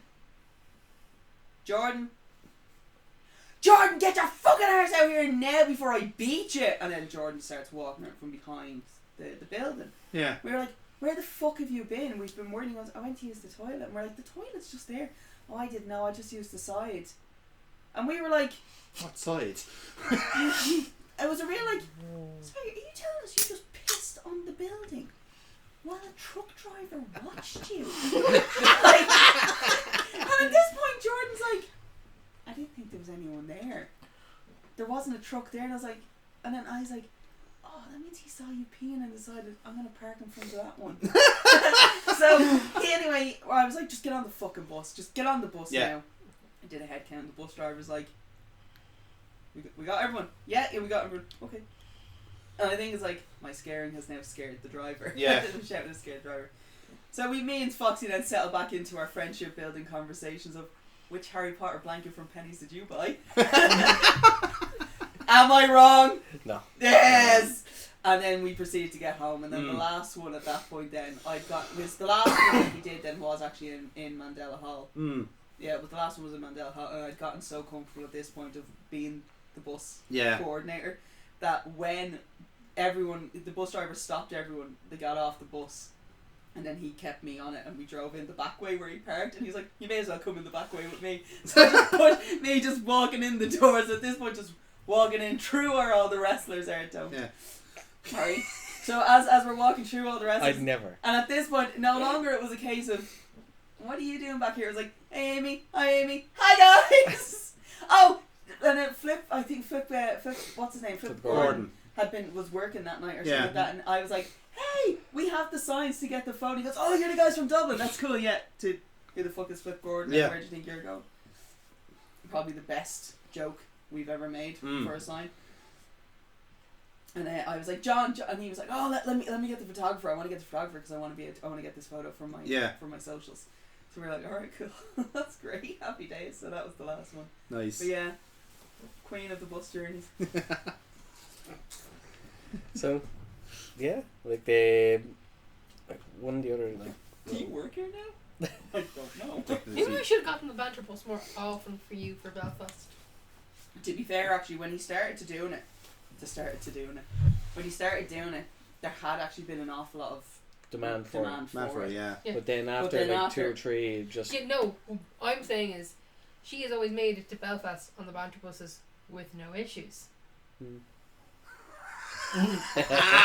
Oh, we've been avoiding this since the start, haven't we? Bum, bum, What's that Oh. supposed to Can you mean? pass me a drink there, son? Yeah, I'm I was saying tuning into you the have an top 10. opportunity for way more fucking points if animated you tell a trails. certain story. Oh. I'm just gonna. I think she tell gets You Sit also right. haven't Thank you mentioned very the much. fact that you nearly made Ali crush in one of those dreams.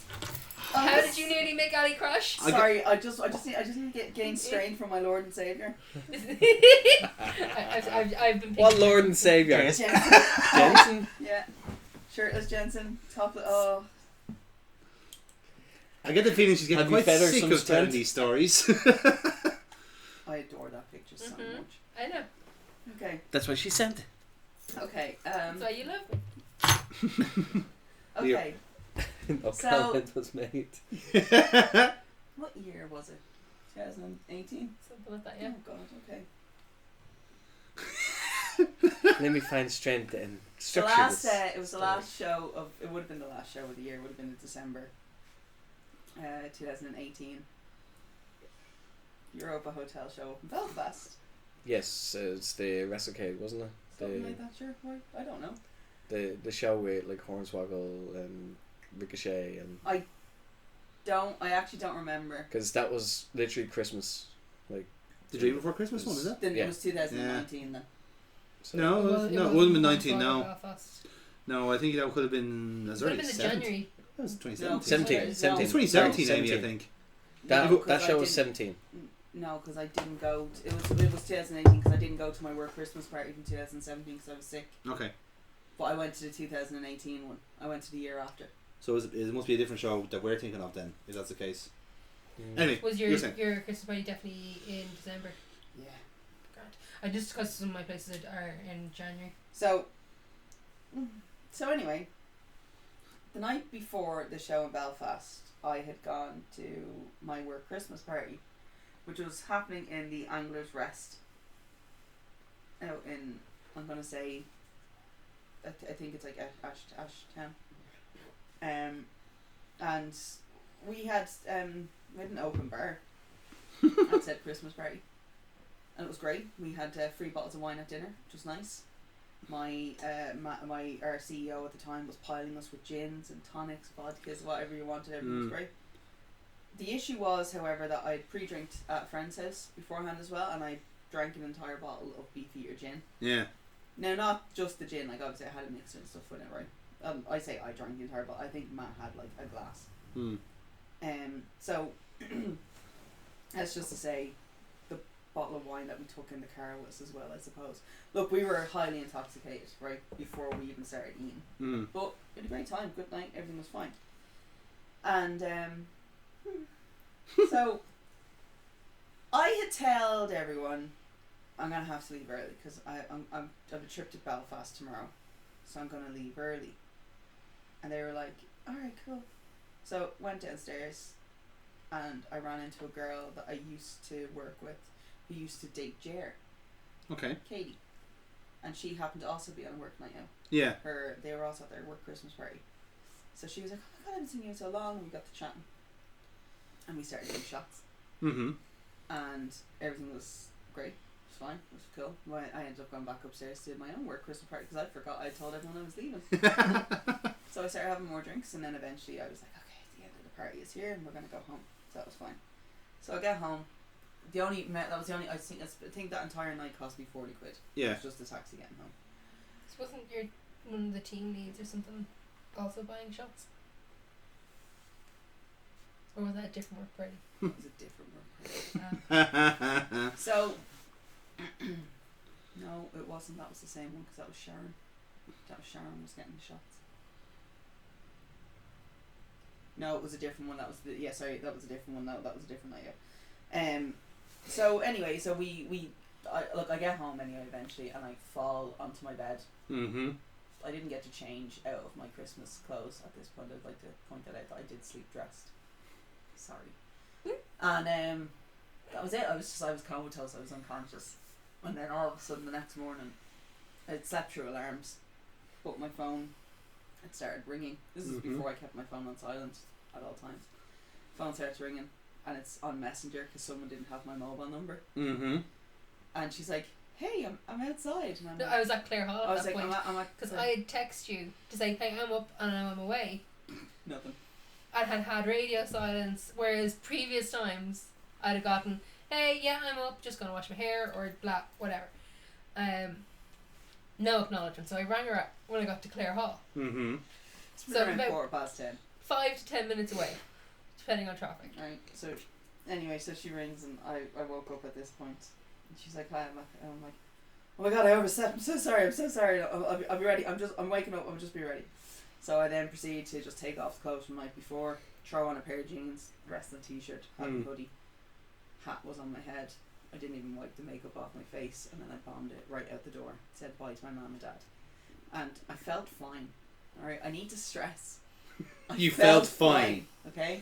This is I felt important for the fine, story right? going forward. I felt great. So we're chatting away, and Kira's like, "Do you want to stop off? Will we make a stop?" I was like, "Yeah, I want to get a coffee."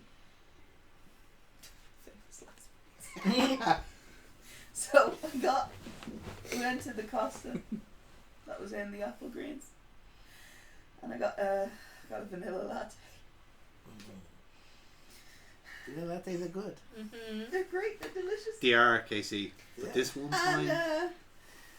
get back in the car, and we're drinking, and we're on the road again, and everything's fine. And then all of a sudden, I just had this feeling in my stomach, and it was that moment of everything that you've just put into your stomach is on its way back out. Yeah. And I remember Skype being like, and Kira's like, "You okay?" I'm like, "Yeah." "You okay? No? Do you want me?" "Yeah, okay." So then Kira just flies into the hard shoulder. The door opens, and as the door opens, I just go all over the hard shoulder, and I'm like, I'm so sorry. Kira's like, "It's fine, just tissue there. Do you need a tissue?" And I'm like, "I think I missed the car entirely." And she goes, "Even better, that's great, but okay." There's chewing gum there on the side, and I was like, okay. So we were sitting there for a few minutes, and she's like, "Take your time, it's grand." I'm like, okay. And then that's when the shake started. Uh-huh.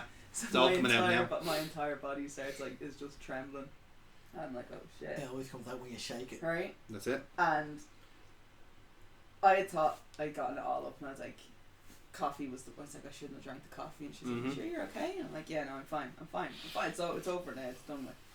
And she's like, "Alright." So we get back in the car, and she's like, "There's chewing gum in the glove box." You can hear the doubt. Right? And so she's like, "There's chewing gum in the glove box." So I took the 2 chewing gums, and I'm like, "I feel fine." Yeah. So we proceeded to go a little bit further. Stop the car. Kira's like, I'm doing it. And I proceeded to get out and get sick again. We hadn't even made it out of Dublin yet at this point. Oh, yeah. Had we? Yeah. Have we got out of Yeah. Dublin yet? Okay. Yeah. So We were in Meath. alright, so we're in Meath, and then from Meath through every county we had to stop on the hard shoulder so I could get sick. You were leaving a Right. trail of breadcrumbs Well, all the it way makes- up to Well, Belfast. it made it even better. I think we were maybe 15 minutes from Belfast, and it started getting really bad, and there was no longer a hard shoulder for us to pull onto. So we had to try and find a rest stop. Yeah. And in our course of trying to find, remember we stopped in on the Spar, Yeah. and it didn't have a toilet. Yeah. Right, so we're stopping there, and in the Mike, we're looking for a toilet. I'm just looking for a toilet. I'm desperate to find a toilet. Kira's like, "I'm just gonna buy you rice cakes," and Kira's getting just in case. And then I'm at this point, then my anger had started to take over. I'm like, "Why do you not have a fucking toilet?" And I just forgot that I had to get sick. If you get me. So the anger had taken over at that point. So And I'm like, starchy things. She will need starchy things when she goes back. right, so she's sorting me out with my lentil crisps, my Water. rice cakes and water and this, and I'm just getting really angry. It's like, how do you not have a toilet? I'm literally trying to throw up, and you don't have a toilet. And he's like, "Well, there's one actually just at the side, but staff on it." I'm like, "Well, not anymore. It isn't. I need to throw up." And I just put my hand down on stuff, and he was like, "Yeah, sure, no worries." It's like, "Yeah, you fuckers." So that was grand anyway. And then we finally got to get to the Europa Hotel, and this is my hands. My entire body is now just shaking. Yeah, proper She's shaking. white. yeah. Like, Very pale. Pure. Yeah. Like pure. Like I'm having the hangover. Your body, now. it's a body just rejecting everything. Oh, my body was rejecting just fucking Your body's just saying no, consciousness at this no, point. no, fucking no. So we eventually kind of get. No, I can't even say that because it's splitting apart. So we started talking to these two nice Belfast fans. We had this really cute little daughter and son with them at the time, little boy and girl with them at the time, Madison. And got chatting to them, and they were kind of like, well, we have stuff for her and him, and it will probably help with your stomach. All the gluten-free stuff, basically, it was just like pure sugar.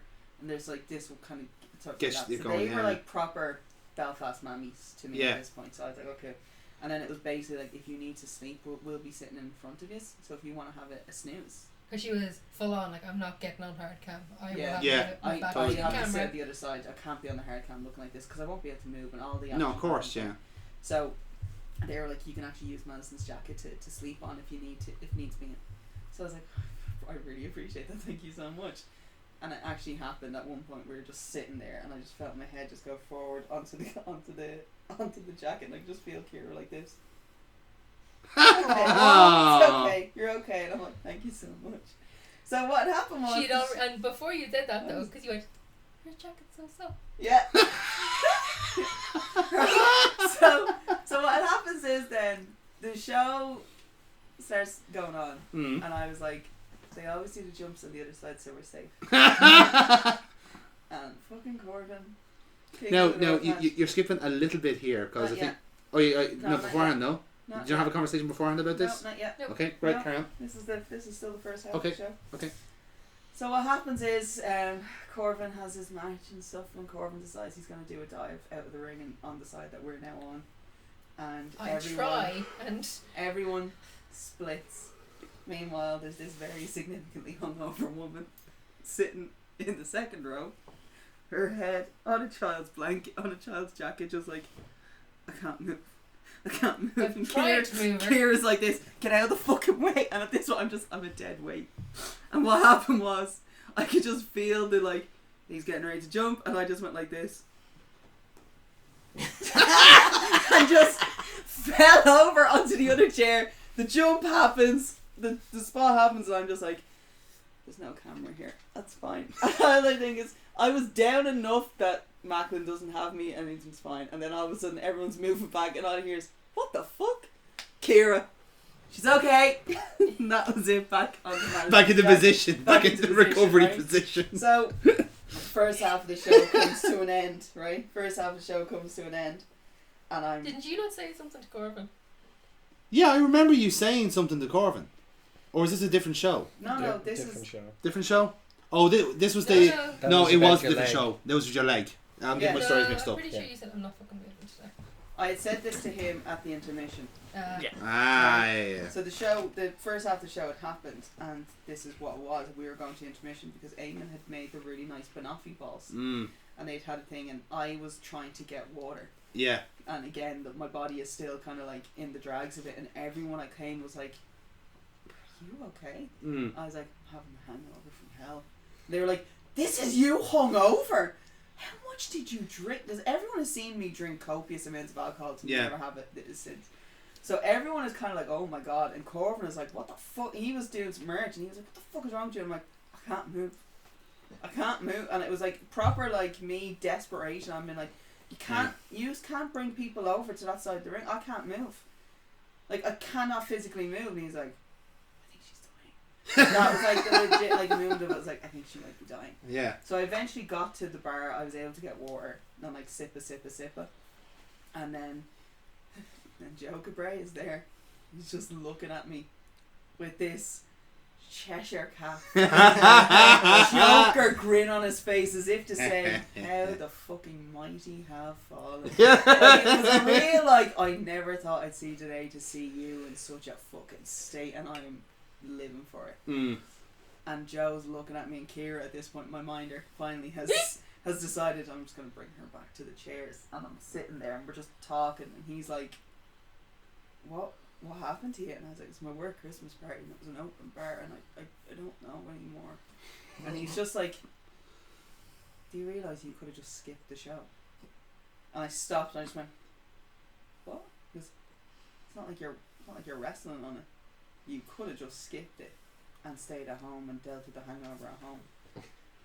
And hearing those words, right, From the promoter of the show, by the right, way. he already had my money. He had his money, I know. Right. Like, yeah. It gets worse than that from a different show, would it? Yeah, true, Right? yeah. And he says this, and I remember just looking at Kira, and I just went, she was already outside. And at that point then, Kira also kind of went, yeah, we could have just stayed at your house though. It was really like, Because I didn't know it at the time, because we were only just becoming friends. Yeah. I didn't know it would have been her work Christmas party the night Sure, before. you wouldn't know. and Yeah. I thought she just overslept until we got into the car Yeah, and she was telling me about her party. yeah, so it really was, it was one of those moments of realisation of when someone's like, you didn't have to come, and then just been like, yeah, we probably could have just stayed, we could have stayed at your house, and I'm just like, I didn't even think that was an option. I was like, I was so far gone into that I didn't even realise that was an option. But yeah, so thank God there was never any crimes on that stretch of road, otherwise my DNA would have been there. My fucking stomach lining was on the side. Yeah. So when you were talking about like in that Good kind times. of like in that kind of like that thought process of like the very infamous kind of a car ride. So I'm sure I've told you all of this story already, but now it's going to be officially on the record. So we were I had to go to a funeral. A friend of mine had lost their brother. You did tell me this. I did tell you the story. So Sorry, I didn't mean to laugh at the point. No, I My friend understand. had just lost Yeah, his yeah. brother. yeah, but Bad timing to laugh. But bad timing to laugh, but however.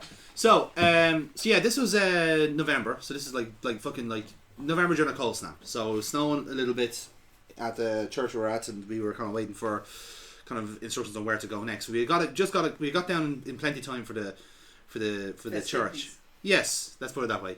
But the gas thing was like, you know, obviously it was a traumatizing time. So we had got to Houston for about 8 or 9, and a few of us came down from the Madness group, and we had got down to where the town we were going at, and we had the thing that, right, we're here. It was about 10 o'clock, right? It's not an hour and a bit until it was 11 o'clock. So we were going to go in, and we're going to go into a pub to wait the hour and then come into for the service.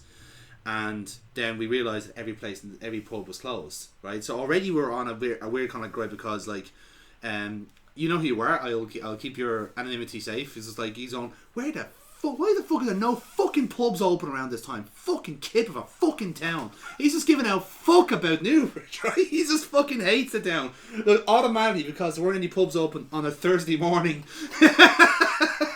right? So anyway. So at that stage we're already loosened up a little bit. So at that point we had already established our role today as comic relief for this what is a particularly tragic and sad day. You know, of course it is. So anyway, the service it happens and we're about to kind of make arrangements for, like, are we going to the burial? Or we're not? We're definitely not going to the burial. That's number one. That's for family only. That's the way we looked at it. So we say, right, we'll go straight to the afters then and get our table and get settled in, get a drink in, all that sort of stuff. So that's what we do, right? So no taxi to be found. We can't get a ride anywhere else because obviously people are going to the burial. So we get to the kind of the main street in the Newbridge, and we say, I'll try the app. I'll try Halo and see if anyone's biting. Because I had a kind of presumption that like Halo's very Dublin centric, so I'm not expecting a lot of people up here. So anyway, I got one, and we're waiting about 9 to 10 minutes here. We get caught in a bit of a blizzard, a bit of a snow shower, and we eventually get your man who pulls up. He went the wrong way at Newbridge, so when he was coming up, you can see him on the map. He goes up, then takes a wrong turn, goes up and around, and then back onto the main street, because Newbridge is all some are kind of one-way streets and stuff, so you have to kind of go around a certain way. So he prowls up and he's apologising profusely for something. He says, no, it's fine, we're not in any massive rush or anything like that. I was kind of explaining to him, I got in the front and 3 of us were in the back then. And I was saying to him, no, we went to a funeral there, we're just like, we're kind of like going to the afters instead. And he's like, yeah, very good, very good. You know, he was African, but like his English wasn't great. So he was kind of like nodding and understanding. He could understand us, but he wasn't speaking at that point, you know, kind of way. So I said, fair enough, like he kind of knows where we're at there, so we head to this place we're going to. So we're going to a town about, say, 10 minutes away from Newbridge. You know, so all kind of like country roads, whatever it is. But the difference was that it was the same road where the graveyard was. So because we were waiting so long for the taxi, we were behind the funeral procession, right? Oh. This might seem like unnecessary detail, but provides a context for this very strange, jarring change in tone. Because we're there parked up by the in the traffic, and he kind of says, "Lot of traffic." I was like, "Yeah, I think that's the funeral procession for where we're at." Fair enough, right? So at this time I didn't realise, but he had a CD on, right? And then when everything kind of went silent, we started stopped talking to around us. He put the music up. Oh, yeah. And he was playing Bob Marley's greatest hits, right? Now that was one thing, right? That was like, now listen, like Bob Marley is very feel good music at the best of times. What didn't change the matters though when he started singing along, bellowing out the tunes, and I have to say, there's nothing more jarring a shift in tone by being behind a funeral with one of your friends going through one of their most miserable days, and the taxi driver that you're going is going, every little thing is gonna be alright. On tune. Perfect. Beautiful fucking singer. Absolutely perfect tone, right?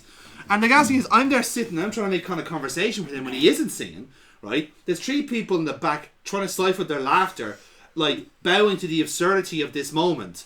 All the while I'm getting my phone is buzzing because all 3 of them at the same time are like screaming in block capitals, "What the fuck is going on?" Right? So anyway, I'm leaning into this now at this stage, you know, like I'm going like, you know, we're talking to him about reggae and Bob Marley and so forth, all this sort of stuff. And we get to the pub we're going to, right? And I said, you know what? I had a bit of laugh at this guy. He's now a bit of an urban legend in the group. So I said, you know what?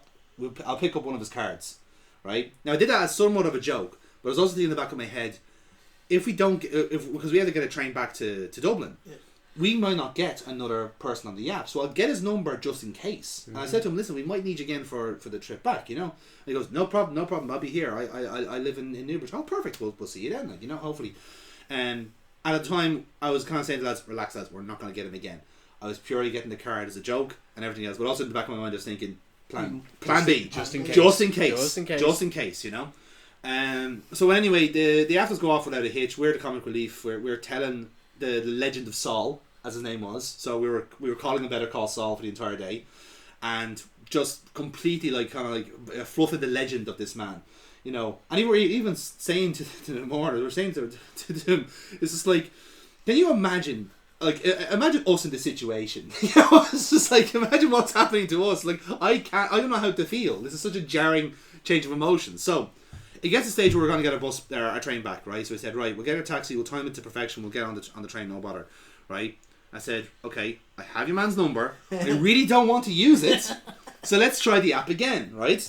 And I'm waiting for the app for 1 or 2 minutes, right? And it comes up, and I shit you not, during a funeral, like soup and sandwiches, where everyone's having a kind of like, you know, reminisce and so forth, you can hear us at a small table in the corner go, "We got Saul!" Everyone who knows starts breaking their shit laughing, and everyone else thinks we're the most disrespectful bastards to ever attend a funeral. And it's just like, and what the gassing was like, right? So we got him, he pulled up, right? And then we came in, there was no Bob Marley, he was listening to the radio, and he was dead fucking silent. He was like a completely different person. It was so fucking strange. It's like, are you sure you're the right Saul? Like, is there 2 of you? It's like, what's going on? There's like 2 completely different people for 2 completely different contexts. Because we were giddy now at this stage. We were drunk, like after like kind of like cheering this person up the entire day. You know, so we're delighted with ourselves, you know, and we're having chats on the way down. He doesn't not a fucking peep out of him, you know. His fucking clown stuff is done. You know, he's done his bit to cheer us up. Now it's our fucking turn apparently, and he gets us there in fucking record time. We're at the train station for like 5 minutes later. It's like, fucking hell, blitz through that, like, you know, so bizarre. Just the jarring change of tone, but I can't, like, it's very even this the story itself sounds hilarious, but I can't express the absurdity of it all. Like, I can try and explain it, and I can try and put you in the car, but that experience happened to all 4 of us, and like every time we mentioned it, it's like that fucking taxi driver, and then it rattles on. It's like, and then that fucking town when they're having the pubs open, it was a fucking disaster from the start. Like, you know, so fucking, it was just a strange day. But that to me is also like a very good example of what we're like as a group. You know, in kind of our friends group, it's like one of us is after having the worst day of their lives. You know, they're losing someone that's close to them. And what we've done is we've basically come in, kicked the door down, and we acted the bollocks for a couple of hours. Like that's kind of like what Take their mind off it. take the mind off it. And like there's one thing I'll say about us as a group: we're a fucking fantastic distraction from real life affairs. That is what we do. That is my job in life, is to go, hey, look at the funny things, look, You and can that's it almost for say- real life. You can almost say it's madness. You are absolutely right, Casey. But that was a great example of the sort of shit that goes 10 on. points for the plug. Yay! It always brings up the other one. hey, it wasn't me. He said it this time. Jonathan, like seriously, if it ever comes down the line where these two cannons have a fight, what side do we stand on? Or do we just sit back and like watch them? Okay, no. Well, you see, I have to be impartial in this. You have to flip a coin. Partial against your own girlfriend. Oh no! Kira's Oh my god! Kira's appeared. You've all appeared on the other channel anyway now, so it's all the one. No, but it's the way you were like, huh, what's it? What's it? Hey, Alright, fucking Burke Barlow here! What the hell? When was it I appeared on? You're in most of the recordings, No. and we've done streams together. I appear randomly making one or two random comments when common sense needs to go out the window with you and the lads. That's Yes. my whole thing. Common sense. Yeah. Common sense. Yeah, No, because right. fuck sense. somehow one of the lads picked up a pair of binoculars going, oh, I think, will this fix my depth perception? Because you lost an eye in the game. Because they lost an eye out. How the fuck will a pair of binoculars fix your depth perception? It's essentially a fucking telescope. And what did you buy it for Christmas? Pair of binoculars. So that's the only madness I've appeared on. No, you have been on a Yeah. couple. You have been on a couple. You're on You the have. sports podcast. Yeah, you're doing a podcast. And you're on a couple now in the current batch as well. So Kira, which I'm channel on did you Nerds. appear on first? nerds. Oh. Yes, Nerds. nerds. Yeah, Well, then she's a nerd. she'd be the then. nerds. Yeah, exactly. Yeah. So Yeah. you can't be impartial then if you're putting a nerds against madness. You can't be impartial. I know it's impossible for me to be impartial. So I would have Yeah. to. Yeah. Yeah. I'm hoping that bridge will never be crossed, Amy. To be honest. Kira's like, we're gonna break up if you don't pick the right one. Oh, don't go for the emotional time or turmoil. It's fine. I'll No, train her in it. It's fine. She'll trade that for gaslighting. That's great. What Get did, the I, what notes did I up. show you this Get the morning? notes. It's the popular thing. Yeah. What did I show you this morning? On Etsy. On Etsy. Oh yes. The coins. Oh, nice. Personalized coin. Yeah. Flip to decide who wins. Oh. I still have some money Madness left on that and nerds. voucher. Will I buy it? I'm actually just thinking wedding stories. It was or travel stories, but this was to If you have a wedding travel story, I have one as well. yeah, I have a wedding travel one. So Okay. John and Elaine, this would have been 2008, so I would have been 18 at the time. I'd been a drinker since the age of 15. I'd like to point that out here, right? So Okay. I've already had 3 years of drinking, but this wedding broke me, and this was my very first hangover, Uh-huh. right? So the wedding was in Mayo, the reception was in Sligo, and we had gone down to I know. Yeah. So we'd gone No. down to Ballyhonus. Right, Right. that explains a lot. Yeah. So we'd gone into Ballyhonus and we found out that Elaine's dad is very, very high in the town. Very high regard in Ballyhonus. Mm. And we all went to church and everything was very lovely, and I was like looking and I was like, there's an awful lot of politicians at this wedding. Mm. Like an awful lot of Recognisable politicians faces, at like, yeah. I was like, and Mum was like, yeah, his nickname is Mr. Monopoly. Ah. Right? He is Mr. Moneybags sort of Mm. thing. So we were like, that's interesting. So I had stayed the night before. Damien, Paul and Laura had come down the day of the wedding. They Mm. drove down. Laura had drove them down. And the plan was going to be that I would drive with them to Sligo for the afters, for the reception. Mm. And we get out of the church at 12 o'clock. The wedding is over, and I was like, right, I want to use the bathroom before we make the drive. And the pub next door to the church happened to be open. So 12 o'clock, and we're all taking a turn to go to the toilet, and Paul just goes, fuck it, will we have a drink while we're here? Yeah. And why not? Vodka Red Bull, vodka Red Bull, vodka Red Bull, you're driving, water.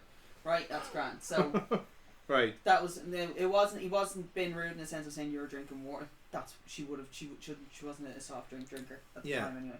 So that was grand. So me, Damien, and Paul neck back 3 vodkas, like vodka and Red Bull each. Yeah. And then we're all in the car, and that's fine. Paul, however, had been drinking the night before, and so he was having a bit of issues, right? Sweating, like he was hungover, and he had like just sweats and stuff. So me and him were sitting in the back of the car, and Paul started singing Rattling Bog, right? And Paul proceeded to sing Rattling Bog from Mayo to Sligo. Yeah. Whole time. Oh no. And Laura kept getting more and more agitated. As you would, to be Been fair. like, Damien, will you shut him the fuck up? And Damien be like, Paul, will you shut the fuck up? And Paul would stop for 2 minutes, and Paul would then like and what had happened was I'd go so then I'd start singing, and then Paul would take over, and the two of us You just would be do it in the round, so essentially. the 2 of us were singing Rattling Bog in the backseat, to the extent where Laura pulled over the car and said, if you don't shut the fuck up, get out of my car and I'll leave you here. So we stopped singing after what we perceived as a legit threat. Mm-hmm. And then 10 minutes later we started singing it again, and then she just put her foot down and just tried to get right? So we get to Sligo, and we go to the hotel where the wedding where the afters is happening. Yeah. And we're like, hi, and she goes, yeah, what's the name on the reservation? We don't need to know who you're checking in for. The wedding has the entire hotel, Okay. including all the guest houses, the bungalows, and every room. Handy. This was It's all everyone, covered, yeah. right? This was the entirety of Ballyhonus were now staying in this hotel, Yeah. along with a load of people from Dublin and a load of politicians and some other faces, I'd say, right? So we're like, holy shit, oh my god, that's amazing. So we're all here, and we're checking in, and my mum and dad were like, we're not paying for this. So who's paying? Mr. Moneybags. Mr. Moneybags, yeah. I was like, oh my god, that's amazing. It's open there too. Oh my god, that is amazing. Yeah. So me and Paul like, happy fucking days. This week would have gotten, let's say it would have been around 2 o'clock-ish sort of thing, like when we were around. Something like that. And me and Paul proceeded to continue drinking vodka and Red Bull, because you know what, we started on vodka and Red Bull. Why is it end up? Why change? Yeah, why change it? We enjoyed the taste of it at the time, so that was grand. So we proceeded to drink more and more from an open bar, to the extent where when it came to the actual meal part of it, me and Paul didn't realise that appetizers and starters were 2 different things. Because we ordered the soup and the vol au vent came out, and me and Paul went, we didn't order this. The vol au vent appetizer. Wait, time out. Appetizers and starters are not the same? No. Holy fuck. Right. Sorry. Go on. Right. So appetizer is basically like you have, these are your appetizers. Yeah. These are your little mini Bits. like your mini bits and pieces Yeah. to snack on. Snack on until right? you get the until starters. you get your Yeah. starter. Yeah, menus just do it incorrectly. They have everything. These are your appetizers that we have, sort of thing. It's not the same as what a starter would be, sort of, right? Anyway, so the vol au vent, the most delicious chicken and bacon vol au vents I've ever tasted in my entire life, comes out. Could have been because I was highly intoxicated at this point, but it was literally made by Drink God makes himself, everything right? taste good, to be fair. And me and Paul were like, we didn't order this, but we noticed everyone else was eating, so we're like, better just eat it anyway. And we're like, oh my god, it's really tasty. And then finished, and then all of a sudden the soups came out, and we were like, oh my god, we didn't know. They must have made a mistake somewhere. Then the main meal comes out, and dessert and stuff like that. We were sitting at a table, however, at this wedding, which consisted of the only gay in the village from Ballyhonus. You need to bleep his name when I say this, but his.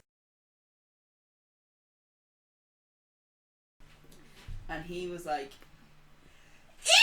Amy! Like that was, he was very high pitched. Yeah. Right? And that was how he spoke. And he was like, Amy, Paul! And he latched onto me and Paul, right? Yeah. Not in a bad way. He wasn't Graham Norton, was he? No. He was Right. Father Furlong, was worse. Yeah, right?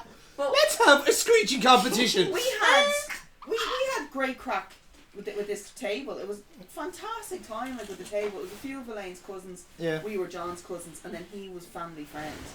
He wasn't related to anyone, but he was invited to the wedding, and he was like, I'd like you. We're going to put you with them. So that was grand, and we all got along fantastically, and everything was fine. So we kind of assumed that the open bar would be finished after dinner. Yeah. And then we were very surprised when we found out, no, the open bar was still going. It was around 5 in the morning. And the staff finally said, leave. And there's a good portion of us all standing outside on this like a patio area. Yeah. And we were all the lads were like smoking cigars as you do. As you do. John's just gotten married. It was a celebration, so they're all smoking cigars. Meanwhile, the everyday smokers, we were all sitting there. All the bridesmaids, a few of the other guests. We at this point we'd liberated a few suit jackets. Let's put it that way, right? So I couldn't remember where my room was at all. Okay. I had no memory of where my room was. I didn't know if I was in the hotel. I didn't know if I was in a bungalow. I didn't know if I was in a guest house. Gone. Mark had gone missing. My cousin Mark had gone missing. We didn't know where he went. Okay. He had gone somewhere. He was in the grounds. We just didn't know where. And it got look everything got a little bit blurry anyway at this point. And I woke up in someone's bungalow with someone else's jacket on me and someone else's shoes because my heels hurt and I had managed to liberate a pair of dress shoes from somebody. Okay. Right? So there's real like kind of deer in headlights sort of situation, and then it was also like I turned into a character from, let's say, Call of Duty at this point, crouching down, like trying to assess where's the danger. Is there a medikit somewhere around here, sort of thing? Like I need a help pack. Yeah, I need a fucking party patch at this point. But Yeah. anyway, I then kind of like looked around, and I was like, "Whose bedroom? Like whose room is this? This is a really nice room." And then I noticed there was like 4 doors, and I was like, "Okay, well somewhere has to be a toilet." So I opened one door, and I'm like, "It's a bridesmaid and someone else." So I closed that door. And then I went into another door and I was like, I think that's one person. Possibly 3. I don't know. It was body limbs everywhere. I was like, okay. Literally just like spaced out on the beds, like not in a precocious situation, let's say. So I eventually found the toilet and I was like, okay, I'm just going to make myself get sick and I'll feel a lot better. Because I don't feel great right now. So I started making myself sick and just vodka and Red Bull starts coming up and everything's great. I'm feeling a little better, but I now have a banging headache. I'm like, okay. At least I don't feel sick anymore now. I'm just dealing with the headache part of it. So then I started to trot because the shoes were far too big for me. Yeah. So I'm like dragging my feet sort of thing. Like I'm dragging the feet off it. And then one of Mark's friends opens the door and he's like, "Why are you being so loud?" And I'm like, "Where am I?" He's like, "Do you not remember me bringing you back to the room?" And I was like, and he was just looking at me and his eyes just went wide. And he was like, "Oh no." And I'm like, "Oh no." And it was then, I was like, okay, let's go back in and find my underwear and then we'll start doing things from there. And he was like, "Oh my god, what have I done?" And I'm like, technically we don't even remember if anything happened. And in the back of my head I'm thinking, I don't feel anything, so I don't think anything happened. But it's kind of hard to say it over here. I was like, that's like a double insult. Just kind of like, something tells me that you were way too drunk and you just passed out. Or else, you're that damn small, you didn't even make a fucking registration on my vagina. So I was like, either way, I'm just like... He did. He didn't sign the guest book. Right, so it was a legit kind of moment. I was like, mate, I was like, I wouldn't worry too much about it, it's fine. Like, it's grand, look, don't worry about it. Look, I'm not angry about it. Clearly last night we were both willing. Yeah. Maybe just not able. Yes. And he was like, that sounds about right. That sounds about right. And I was like, alright, cool. And then I just kind of like was walking out of the hotel, the little bungalow. And I was like, there'll be a toilet in the hotel. I'll just go in and check in there. And I did a little assessment kind of thing of my own body, and I went, yeah, there was no one in at this, there was no one registered in this room last night, I'm happy with that. So I was like, alright, Grant, that means he probably has got an average size dick, I don't need to like put him to shame sort of thing, okay. Right? So we were good on that front. And then I ran into Edel, and Edel was still in her bridesmaid's dress. Yeah. She's just roaming the hotel. Just wandering, just like... She looked like a fucking ghost, let's say, exactly, yeah. The lady in white. She still looked one like of these halls to this day. the lady in lavender, because that's what colour the bridesmaid the lavender dress lady's was, right? a ghost, yeah. And she's just walking around, and I'm like, are you doing? She goes, I can't find my suitcase. I was like, it's in your room. She goes, no, someone has it in the trunk of their car. We can't find it. There was 2 lads barely hanging on with a fucking car. Like, does anyone see where the car is unlocking their trunk? fuck's sake. And then I went outside to help, still wearing some random suit jacket and some random other person's shoes. And we're just looking around, and all I hear is, Amy! And I just remember going, oh no. And he goes, Amy! Amy, where were you last night? And I went, I don't know. I don't know whose room I was in. I don't know whose bungalow I was in. I don't know whose jacket this is. Well, actually, I think I know who owns the jacket. I don't know who owns these shoes. And he tells like, they look like Mark's shoes, Amy. And I'm like, okay. Now we're starting to piece this mystery All together. right. So that must mean that Mark was one of the 3 bodies that I found on the bed. Uh-huh. So I was like, all right. I'll tell you what. We eventually got the car open we found Edell's the car that had Edell's stuff in it. So we walked over and I took off Mark's shoes and threw Mark's shoes in the trunk, and Edell gave me a pair of runners to wear. I was like, alright, that's grand. So me and her are still wearing our dresses. Yeah. I'm still wearing a liberated jacket, and I now have a pair of Converse on my feet, and I'm like, okay. And the 2 of us just phone out, and she's like, alright, there's a McDonald's 2 minutes away. I was like, let's go to McDonald's. So the 2 of us walked to McDonald's in our splendid attire, and the people of Sligo at 10:30, 11:15 in the morning are just looking at these 2 haggard ass dogs. Haggard dogs walk in. 2 Big Macs, 2 double cheeseburgers, 2 boxes of 6 nuggets, and 2 chicken sandwiches, please. And fries? No. Take a drink? I will take a large vanilla milkshake. Thank you. I'll have a large Coke. Thank you. The 2 of us took the tray. We moved it back. We proceeded to eat the chicken sandwich. Then we ate the chicken nuggets, and then we ate the cheeseburger, and that was it. And we're just like, Don't you feel better? Feel a bit better, yeah. It's cool. I was drinking my milkshake, and I was like, you know what? Shakes aren't as bad. And then they were like, we got back to the hotel, and my mum and dad were like, where have you been? And I was like, and my mum was like, no, where did you go after you left the bar? And I was like, at 5 o'clock this morning. And Dad was like, told you it wasn't her coming into our room. I was like, okay, so that was someone else had gotten. So we found out where Paul had ended up. Yeah. Paul had ended up in my room, which I was sharing with my mum and dad. I ended up in a bungalow that Mark was meant to be sharing with his friends, because that's where one of them had brought me back to. Some fucking night, I promise that turned out to be.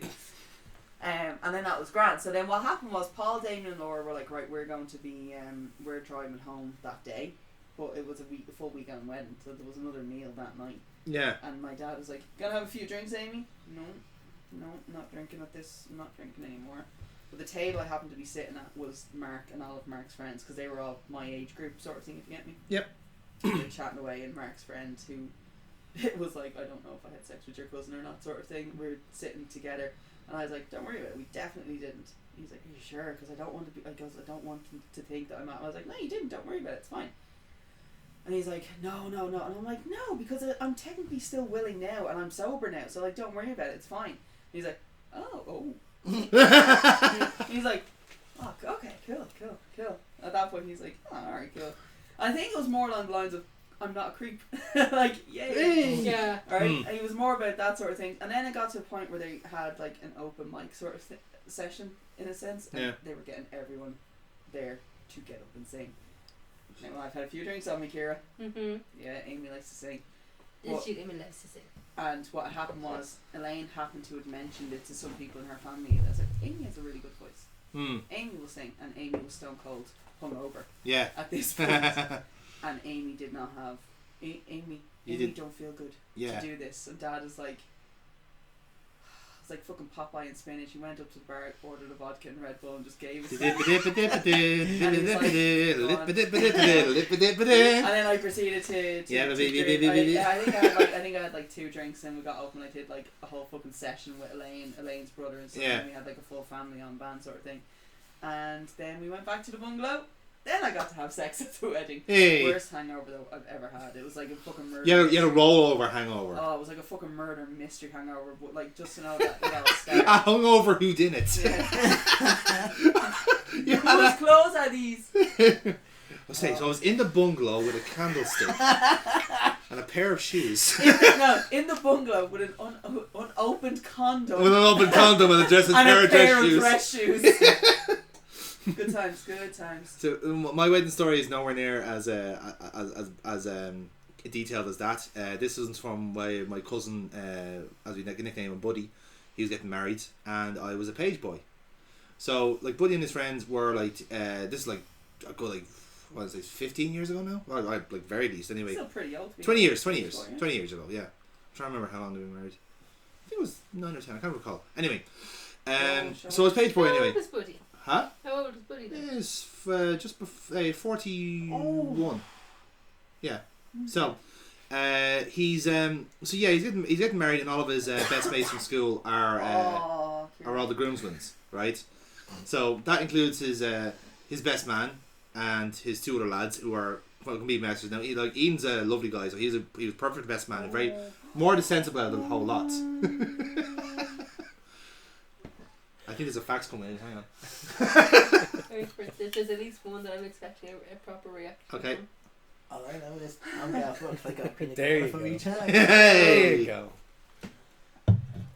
Hey, could have been much worse. Could have had captions. Just think about that. Just think about that. This is that last one is really the arms. Error. Dun dun dun dun dun dun dun dun. Well, my phone is almost gone. Dun, dun, dun, it's on 1%. It's over there now on charge. So That's your fill for the time being. You no more. I think I have given her enough for now. Yeah. So. She never has enough of his stuff. That's what I said for now. Yeah. She's Page boy, greedy. no What's that way. Yeah, we were saying. So. So anyway, I'm so as. Yeah. That was the hope anyway. Jesus, look at the blush on you. Holy shit. Fucking blood rushes everywhere happening here. What the hell? I know somewhere else the blood's happening. Yeah, I know. It's travelling.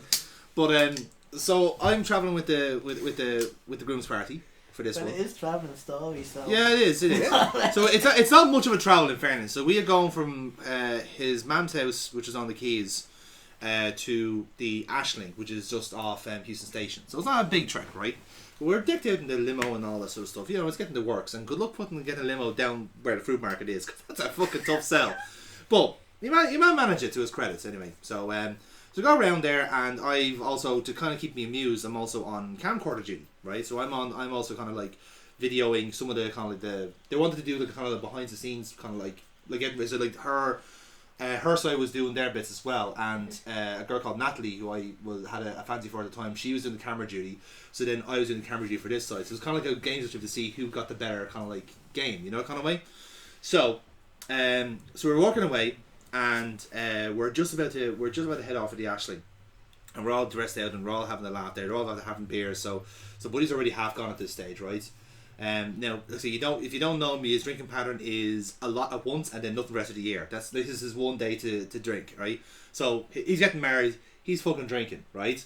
But all of his mates are the same way, right? And they're all dossers. So Brian, for example, rips a fucking beautiful fart in the limo, which is, you know, we can only describe as musical. It was like something like that, you know, fucking magical, right? So anyway, so the lads are having a great crack. This is all recorded, by the way. I had this on camcorder, all this happening, because I just had it on record and was just kind of going to see what's happened, you know. Because again, I'm also 10 on like take his picture at this stage, not knowing when or not to stop, what should be edited and what not, you know, kind of way. So everything is on tape at this stage, right? And the lads are having the crack and so forth, and then they go, lads, who has the rings? oh no. No. Oh no. Right? And the hilarious thing was, right, you see, I captured this, right? And then the funniest thing was that then Buddy stares at me, knowing I have it on camera, and I just go, Just start filming the limo. Look at the limo. Delete that shit. Yeah, and I was just like, it was just like the whole section was deleted. So that was deleted. The musical fart was deleted. All of it was gone. I was just like, oh, what a shame. What a shame. So the rings were still at the mam's house. So we were literally only like around the corner when they were literally trying to get away from this little the few kind of kinks in the road. So we had not travelled far. Yeah. Like literally, Buddy had got out, ran, came back, got the rings, done, and away we go. And in the limo just was, we'll never speak of this. This didn't happen. This does not leave this room. Until it's now on the record. Well, in fairness, a long time has passed. It's good. And they're not going to see this, so it's fine. We've been at this for 2 hours. We have. Yeah. So, Foxy, you've listened to all of this. And I didn't have to embarrass myself, so. Enjoy you said that way. His face says it all. Yeah. What's great about this is that this can be a multi-parter. This is a multi-part. Mm. There's so many stories. So like, and there's still plenty more. Yeah. So, if you'd like to see more of that in the future, please let us know. 'Cause we'll Mhm. Maybe definitely- suggestions for topics too. Yeah, That's true. That'd be very good as well. And who was your winner for this round then?